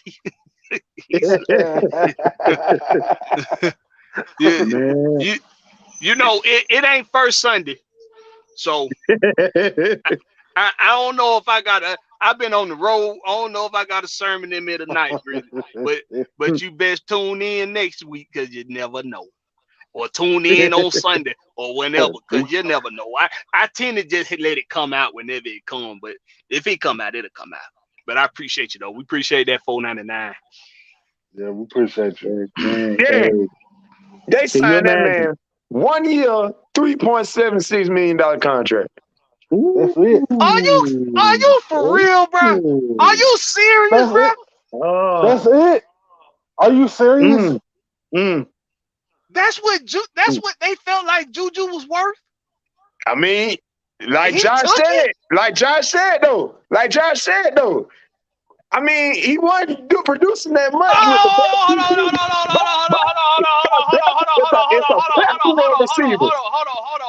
Hold up. Stop the press. Stop the press. Kojak. With the 49.99 ball, with the 50 ball. Hey, man. Spot. He said, "I already caught that disrespect on UGA, and this my shout out to y'all podcast motivates as black men." Yes, sir. Yes, sir. We appreciate you, Kojak. Appreciate you, man. Appreciate you, bro. We appreciate your home team. Salute, we appreciate you, man. And if you in the state of Georgia, and if for everybody in the chat, y'all be careful out there. I don't know if it's still storming or not, but I know it was early. Y'all be careful out there. No bread runs to the store. Stay your ass at home. right. You don't need no bread. Eat them noodles. Warm them noodles up. Better do like we do around here. Put some cereal in a cup. Eat it. Only eat it in a bowl. Water and carnation milk. Make it happen. Take it up. Make it happen. Damn, carnation milk. I ain't had that shit. Check them up. Hey, my bad, Dizel. If you can remember your soliloquy, if you can remember it, Go ahead and finish. It's all right. I can't spell the shit anyway. But I can't even say it right. So shit. Hey, at least you honest. Lily quit. At least you honest. Yeah, man. They put that man on a 3.76. But you do have Josh got a point. He wasn't making that much production, but at the same time, you wouldn't get that much production either with Travis Kelce, McCole Hardman, other receivers that's making a name for themselves coming up over there. Wait, then McKinnon catching out the backfield. I mean, it's only one ball. That's a real good point. That's a real good point. Don't forget they rookie running back too. Mm-hmm. I can't pronounce his name, but yeah, him too. So you got multiple places you can put the ball at, and that's consistent. I ain't gonna be staring down Juju ass all damn day either. Now over here, he wouldn't get stared down over here. I wouldn't stare him down over here. You got Kyle Pitts, Drake London. He'll be used the same way. Mm-hmm. The only thing is with Juju coming to Atlanta, because I feel like this gonna be something that's come down the pipe with the fan base. Yeah, real soon. The only thing is with that is Drake London to me is a possession receiver. He's not yet a number one. That's true. He's playing number one because we have to play him at number one. But for me, he's a possession receiver. Juju Smith-Schuster is that as well. He's not a number one receiver.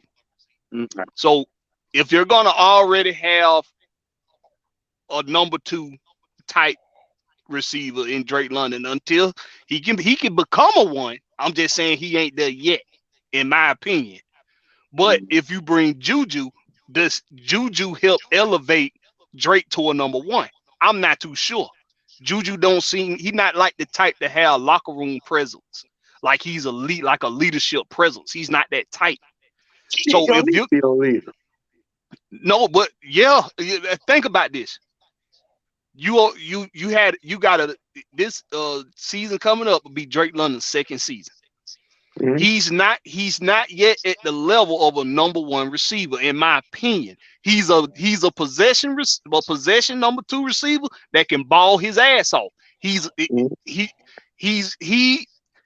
young Mohamed Sanu. Mm-hmm. He's a young Mohamed Sanu.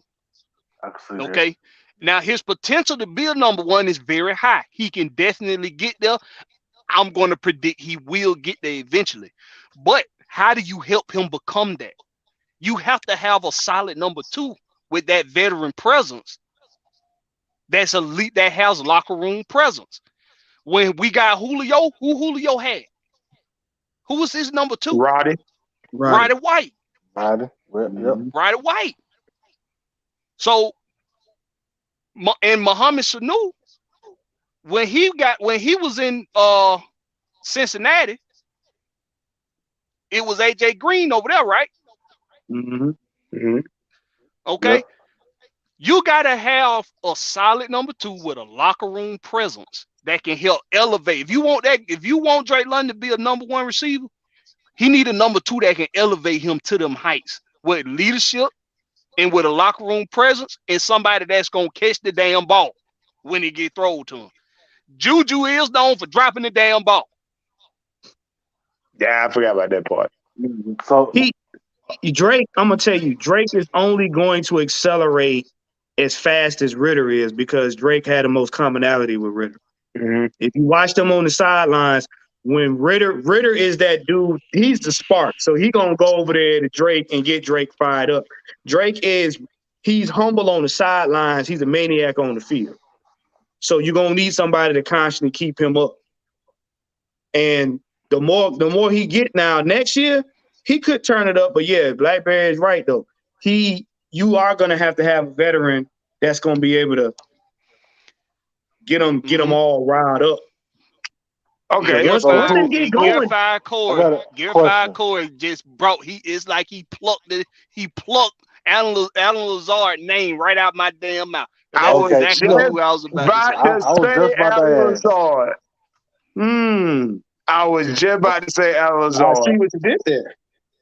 Yeah. I Ain't gonna concur what you did there. I see what you did there. lie, Y'all crazy. that's a good pickup. That's a good pickup. He reliable. It's between him and Randall Cobb, to be honest with you. Oh yeah. It's just, Randall Cobb, he'll a little too long in the tooth for me. I mean, but if you want to talk about somebody that can help push Mhm. up somebody, a receiver, Mhm. Yeah. out of all, Yeah, but I also want him to make plays. Yeah. Don't get We me need. wrong.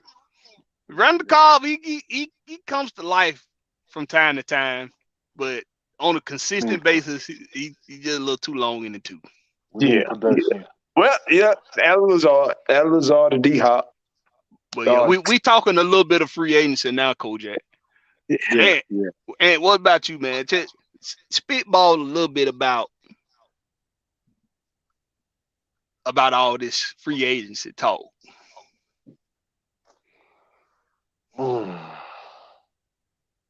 I could see Alan Lazard coming here, like being their number one. Where I've been saying this for a couple weeks now. We need a deep threat in our offense. Yeah. Somebody that can take the top off the defense, just to be honest, just to keep them honest. So people like Drake London, Kyle Pitts, our other tight ends, wide receivers, McCole Pruitt. McCole Pruitt. Yeah.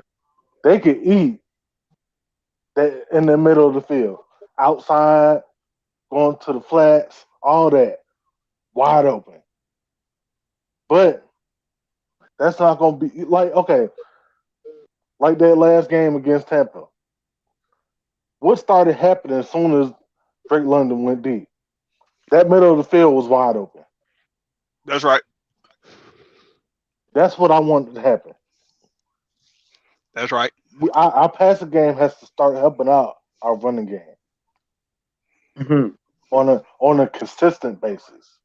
Mm-hmm. Not just every now and then. No, it has to be consistent because we've gone through too many droughts where we can't do anything in the passing game on offense, and that has to change. There's an interesting one right there, and do you give Pruitt another year? Hell yeah! Do you give you give Pruitt another year? Ant? Hell yeah! Hell, why I'm taking away your favorite target? You know what? You know what? I'm gonna tell y'all something right now that look out for 2023. And y'all, people might disagree. They might agree. But in my opinion, the Falcons are looking to have a deep ball game as well because they know Ridder can throw it. Now, imagine us being able to be in games with teams that may have stout defenses, but he can sit back there and launch that bad boy down the field for a touchdown. Do you know what that will do to defenses, especially in our division? Because you got to run and the pass. Right. But see, what that does is when you got a team that can go deep, you now stretch the secondary. You stretch you stretch and expose the secondary. That's why when we played the Panthers that time, you saw what happened. Although that was a once in a while catch, when you can throw deep like that, you stretch that secondary. So whatever weaknesses they got, you start exposing the defense when you can go deep like that. Yep. One, that forces a defense to cover every blade of grass. in the second game. Right. Mhm. And then that's where you can start doing those. That's where you get those mismatches. Yep.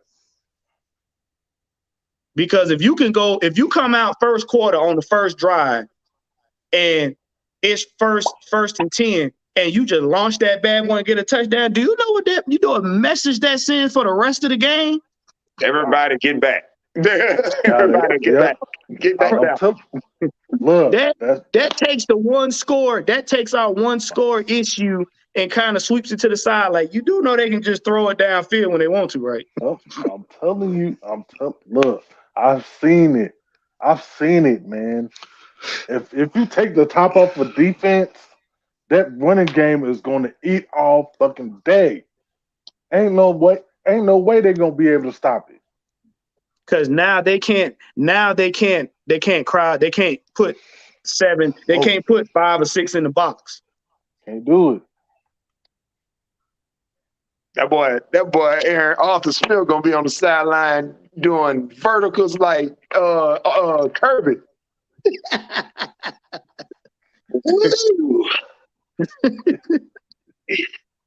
So yeah, it's just something to think about. They want the Atlanta Falcons to be one of the most balanced teams in the league.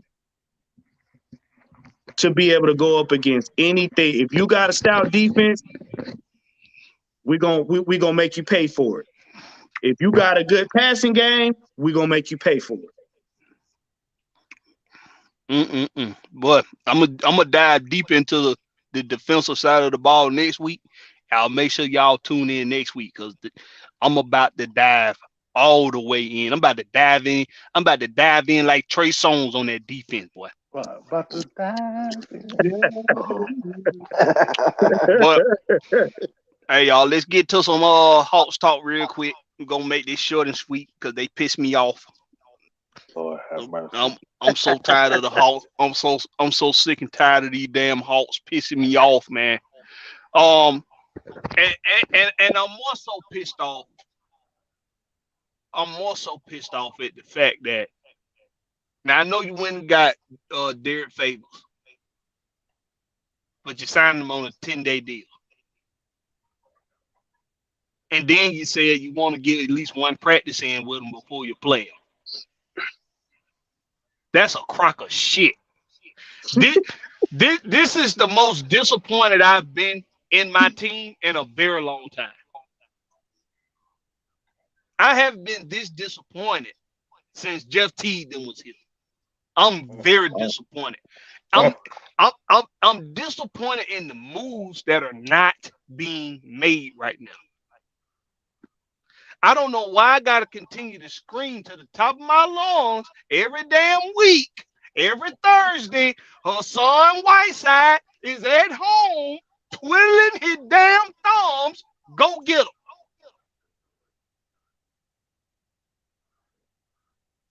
Why do I have to keep? What's the problem?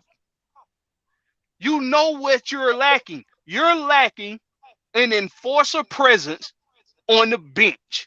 You're lacking Clint Capella, who's not available too damn much right now. We might have to start reevaluating Clint Capella. I'm gonna be real about this. If this dude get hurt one more damn time this year, reevaluate the center position. And I mean that shit. The best ability is availability. And in the meantime, you're losing. Because you ain't got no defense. No defense. I seen that the other game. They don't have no defense, and it take their offense a while to get going. It take their shot to fall. It take a while for that shot to fall. Usually somebody will hit a 3 and everybody will follow suit. Nah, they just either hitting the air ball or they just bouncing off the rim. And it's like it's no urgency. They're not doing that pick and roll game like they supposed that they notorious for. It's like they ain't no. Yeah, they can't. That's why this right here. This is going to continue to be the topic for my Hawks until they get these 3 guys back consistently. for consecutive weeks for at least 20 games. Until these three guys are playing together again, fully healthy, it's going to be very hard for the Hawks to turn this season around. Yep. This is the nucleus. This is the cornerstone of this team. Trae Young, Clint Capella, and John Collins. That pick and roll action with the three of them is still unstoppable. It's deadly. Nobody's figured it out. No team has figured out how to defend those three guys on that pick and roll action. Now, when you just got two of them doing it, they can figure that out easy. But when you got all three of them running it at the same damn time, nobody can stop it. And you're right. They need depth, especially at center, because you burning Clint out. When you got a player that continuously getting hurt like that, you're burning him out. You burning out that young boy, Onyeka Okongwu. You burning him out. Oh, heck yeah. Oh, you need a rotation. He's playing entirely too many minutes right now. Because you ain't got nobody else. You got John playing the five to help him out. Because who you going to depend on, Frank? John, see, and that's the thing. You with the Hawks, they're trying. It's almost like the organization is trying to relive that first year where they went to the championship, almost. And while that was a perfect storm, you're burning out players in the process because you're not giving them a rotation. If the Hawks had a healthy rotation, their defense would be better. Now you can rest players because when you get further on into the playoffs, these teams, when they get going, bro, you being hurt ain't gonna help. And they done got going. They done got going one. I want all the Atlanta Hawks fan base to hear this. The rest of the East has gotten going. Yeah. Mm-hmm. Everybody. Miami started off real slow. They've gotten it going. Mm-hmm. Everybody's gotten it going. Boston, Milwaukee, the Indiana Pacers have gotten it going. Mm-hmm. Everybody in the East right now, including the Orlando damn Magic, have gotten it going. Right. And who are they gunning for? You always gonna gun for 3 or 4 teams. The ones who went to the championship and the ones that you had to beat to get to the championship. And the ones with all the hype. And then nobody have more hype than the Atlanta Hawks in this offseason when they picked up DeJounte Murray. No. Okay, we'll talk about it. Cleveland had more hype. Okay, I give you that. So we number 2. Yeah. But you know what? And let me ask you a question. Do you think, because I know when a team plays hard, the coach has the locker room. Do you think Nate has lost the locker room a little bit? Yep. No. Why you think so, Denzel? They don't believe in it. They don't believe in his system. They don't believe in the system. More than the offensive system, and I think they just don't have the talent to execute the defensive side of it. The offensive side of it, I don't think they believe in it. Defensive side of it, I just think they don't have the right pieces because, like y'all said, you burn everybody out. I mean, hell, Double O is supposed to be coming off the bench majority of the year. All year. All year. All year. He's supposed to come off the bench all year. He's going to come off the bench all year with Bogey and Aaron Holiday and pretty much Jalen Johnson. After that, you really don't have a bench. But that's what I'm saying, because if you look at every team, you look at Milwaukee. Milwaukee got a rotation. Look at the Heat. The Heat got a rotation. So they can rotate players out so that certain quarters that may be high or certain quarters that may be low in the game, they can put their guys in and do what they got to do. If you're basically depending on maybe about 8 to 10 guys, if that, constantly. And you depending on them, which means like Black Bear said, they're playing more minutes. They're more prone to get in. When you get tired, that's when you get injured. Yep. The minute you start getting winded, you start your mind's like, yeah, let me keep playing. Your body like, no, we ain't here. No. And you start sucking. You start sucking too. Making bad decisions. So if you ain't got a rotate, and Hawks don't have a rotation, especially when it comes to defense. And it's really not a whole lot that they missing. Mm-hmm. But one key component off of the bench, and that's a legit enforcer. Yep. Somebody that's going to get boards, somebody that's going to make key defensive stops in the paint, somebody that's going to be able to run the floor and still be able to play defense. That's what you need, an enforcer. And I don't, especially while you're missing your starting center for the majority of the season. Now he's back in practice, he's back practicing, and he should be ready to play the next game. Mm-hmm. But I can't rely on Clint Capella no more. I can't trust him to stay healthy. He has to, I mean, you can't control injuries, but sometimes you start, it get to a point where you start to question, like, do this dude really have to miss time, or is he just not tough enough to fight through a knick-knack? Is he not tough enough to fight through a soreness? At some point, you start asking that question. And it's a valid question too, because when you look at him, he's at times fighting for his life under the basket instead of being that opposing person. I mean, when Clint plays, and you can attest to this, when Clint plays, he balls his ass off. Yeah, he play hard. He balls it when he plays. Yeah. But like we've been saying, the best ability is availability, bro. Yep. Gotta be there. It's really, and on the defensive end, okay. But let's get in. If anybody caught the game against Milwaukee last night, I want to talk about that game real quick. And I just want to talk about the end of the game. The team put up a hell of an effort to come back from being down 24 points. They did. They put up a hell of an effort. We got guys to step up like Frank Kaminsky, Jalen Johnson.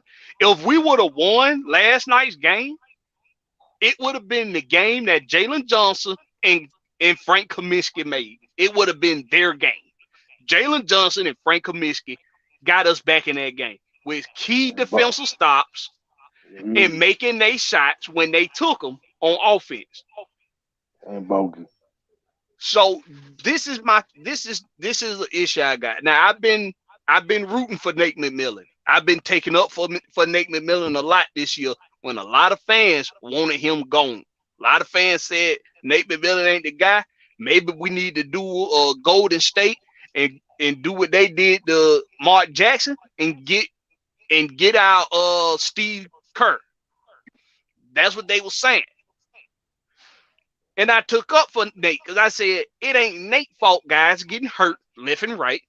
It ain't Nate's fault that guys go out there and don't put all their effort in on defense. It's not his fault.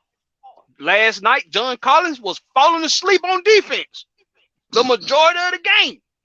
And he finally woke the hell up in the fourth. But my thing is this.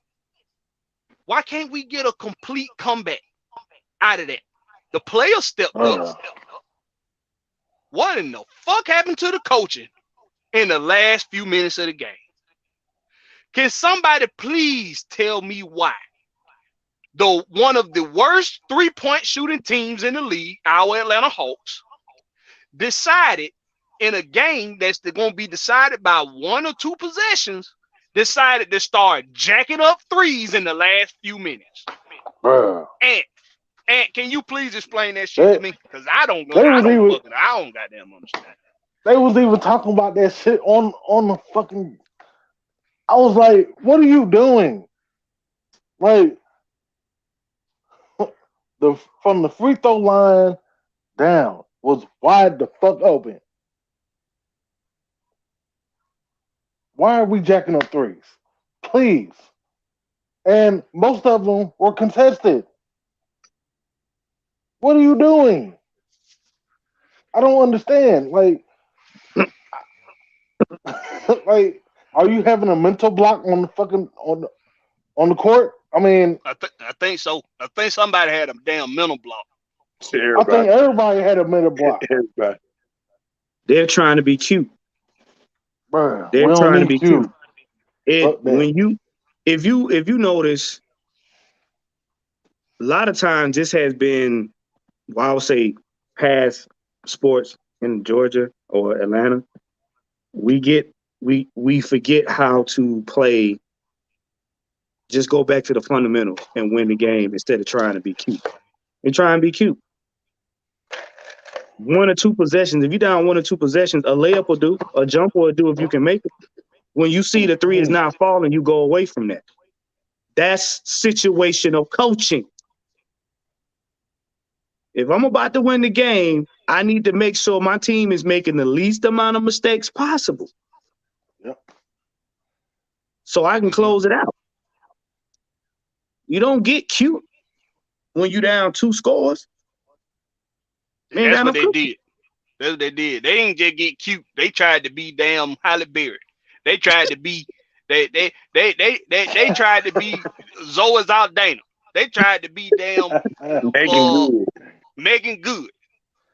This what you saw in that game last night, man. What the hell we always damn see? That's what we saw, man. It looked like they were trying to sabotage that man and get him fired. That's what it looked like. That's what it looked like for real. Man, them folks was in the bonus. Yeah. For 3 minutes. That part. 3 minutes. They were in the bonus. You in the bonus in the last 3 minutes, and you jacking up threes in a 1-possession game. And you're one of the worst 3-point shooting teams in the league. You got John Collins up there. What are you doing? What are you doing? Stop it. Get your ass up there. Where the rest of the big bodies are. What now? Get your ass on the post. With y'all saying that, how did they play that first year? They played their heart out. You talking about when Nate took over? They played their heart out for that man. Yeah, and that's but why I asked you. At the same time, he wasn't running his system. That was not his system, and he said that. He brought in other coaches that following next year to help him run his system. And then what happened? It shit the bed. Which goes back to say his shit don't work. Yeah, that's what I was saying. A lot of times you can lose the locker room without losing the locker room. And I know that sounds crazy. Because if your players are used to a system that was working for them with who they had and it got them to the championship, then you now can't do a 180. Because once the 180 is hit and it's not working, players lose interest. You lose the locker room by switching it up without officially. Why you think so many players got issues now? You ain't hear all this stuff before. Nope. You ain't hear Trey complaining about nothing. You ain't hear. When losing starts to take place, you'll find out. You'll find out who's rocking with you or not. And if that system ain't working, it's only a matter of time. Because either you're going to lose the players or they going to lose you. Mm-hmm. And I got 3 things. First thing being, I do do not think that the players agree, mainly Trae Young, with the direction that the team goes scheme wise under Nate McMillan. I don't think they agree with it. But I also don't think that he's lost the locker room. I never thought he did. And I'm going to say it, and this is the reason why. The Hawks have been in more close games than any other team this season. And that's because they do, at some point in the game, turn it on, and you see the effort on the defensive end. You see the effort on the offensive end. The problem has been this, and it reared its ugly head last night against the Milwaukee Bucks. I already mentioned the needing to enforce off the bench and not having Clint. I already mentioned that. And the fact that you haven't had these three guys right here consistently enough throughout the year. But something that I noticed that reared its ugly head in last night's game against the Milwaukee Bucks. When this team is not able to run the floor, they struggle. Man. They struggle in the half court. They sure do. And a lot of it is because Trae Young he hasn't been in a lot of games. And DeJounte Murray just don't run an offense like Trae Young does. Nah. He just doesn't. And I'm seeing you're running plays through the wrong guys. And that's when you know you can tell the difference between Nate McMillan calling offensive plays and him letting one of his assistant coaches call offensive plays. Because after timeouts, when one of his assistant coaches calls a play, we score. And we keep scoring. When Nate McMillan in the end of the game is calling plays after timeouts, they don't work. Because why? He's giving the ball to a shooter to shoot the ball too far out from the basket instead of drawing up plays to get the ball inside. He wants to shoot mid-ranges. He wants to shoot threes. This team is better when they're penetrating. This team is better when they're running the floor. So you got Nick Van Exel right there at your disposal as an assistant coach. He's a hell of an offensive mind in basketball. Yes. Let Nick Van Exel call these offensive run-ups. Yep. I don't think it's hard at all. Even the little white guy, even he's better at calling offensive plays than Nate McMillan.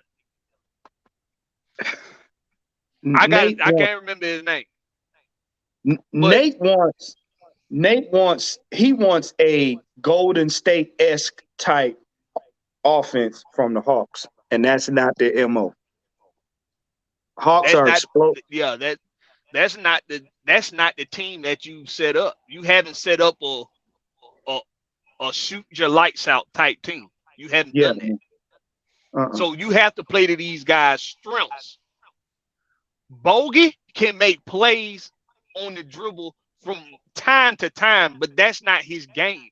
You need to be running him through screens and picks so he can get the ball and shoot it. That's what you need to be doing. When you got AJ Griffin in the game, you need to be setting up picks for him to get around defenses and for him to make plays off the dribble.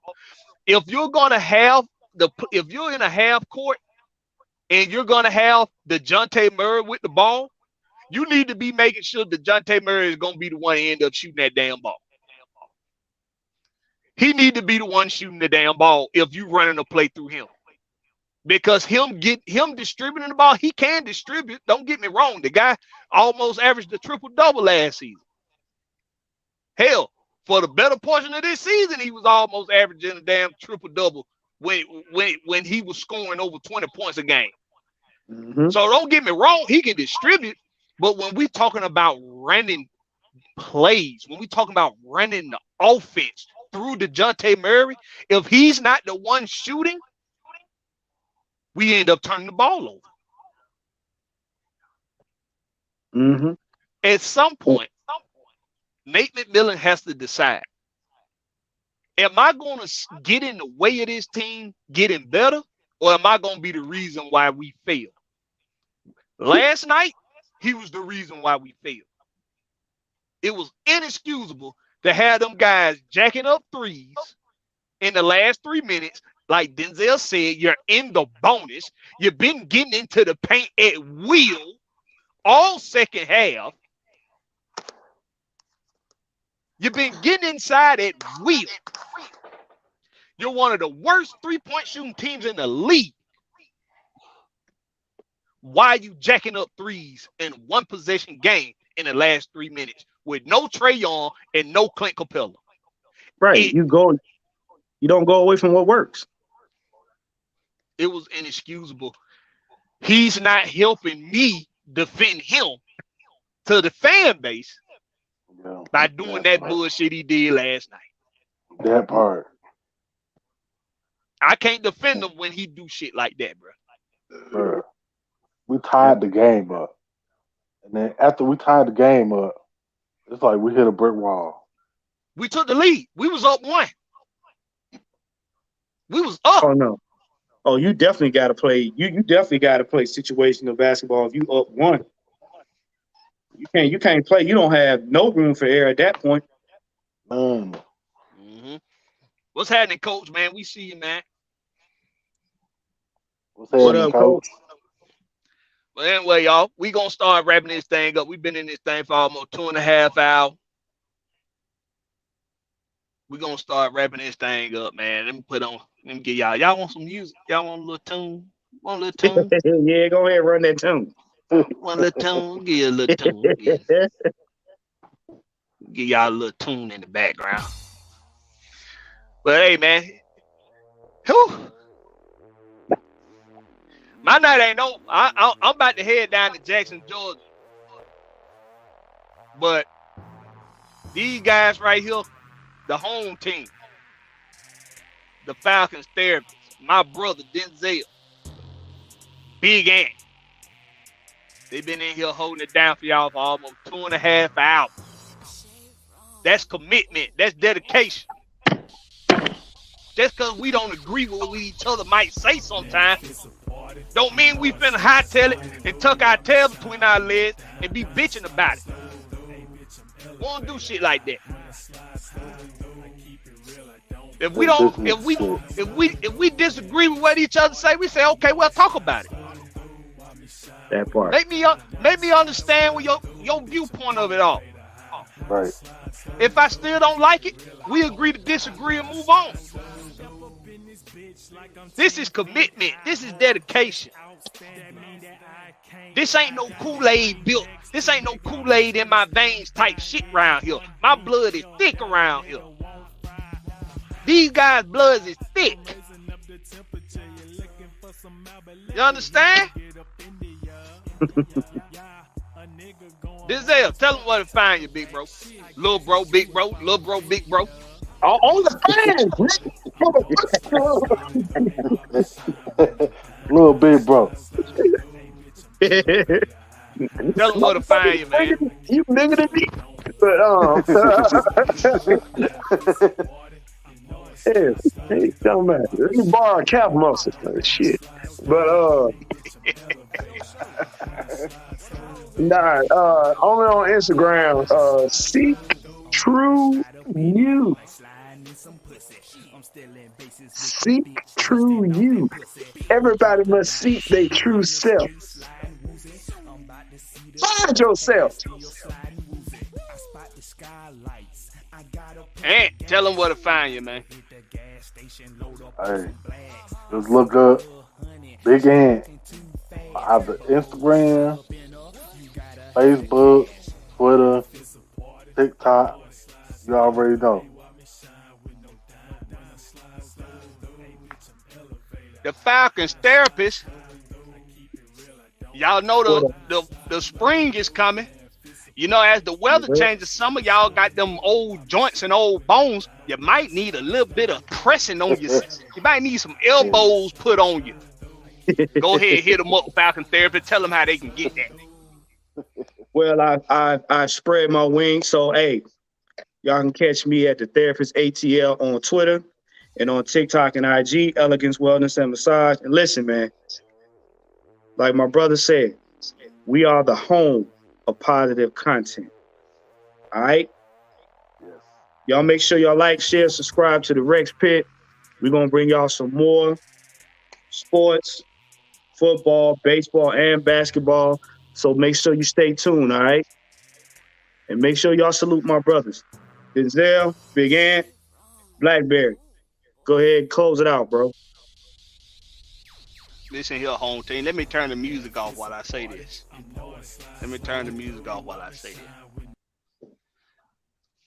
Listen here, home team.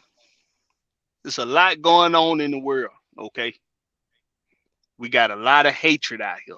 We got people who want to see you fail. We got people that's going to do things to see you fail. Just because they got that hatred in their heart. Now, God just sent this to me to tell y'all. It's a lot out here that you can't control. All you can control is what you do. All you can control is how you feel and how you approach things. It's not enough, okay? It's not enough people out here supporting one another.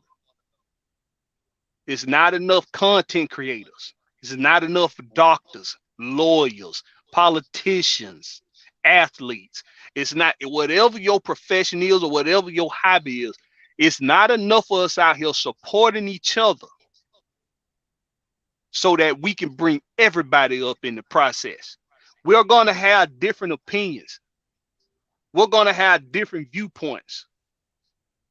But it's two things I know.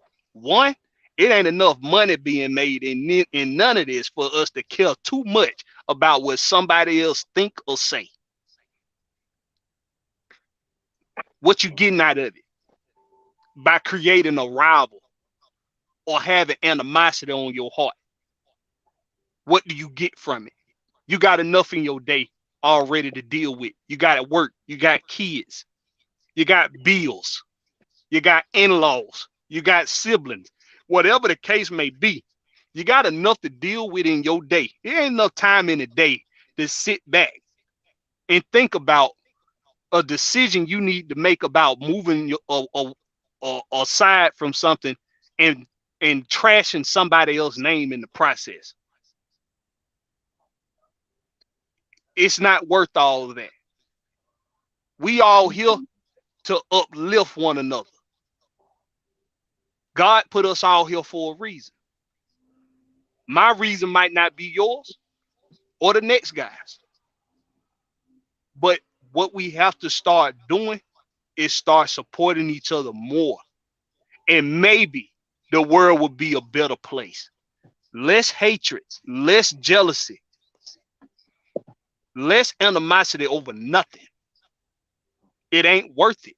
At the end of the day, you take care of you and yours, and you put God first.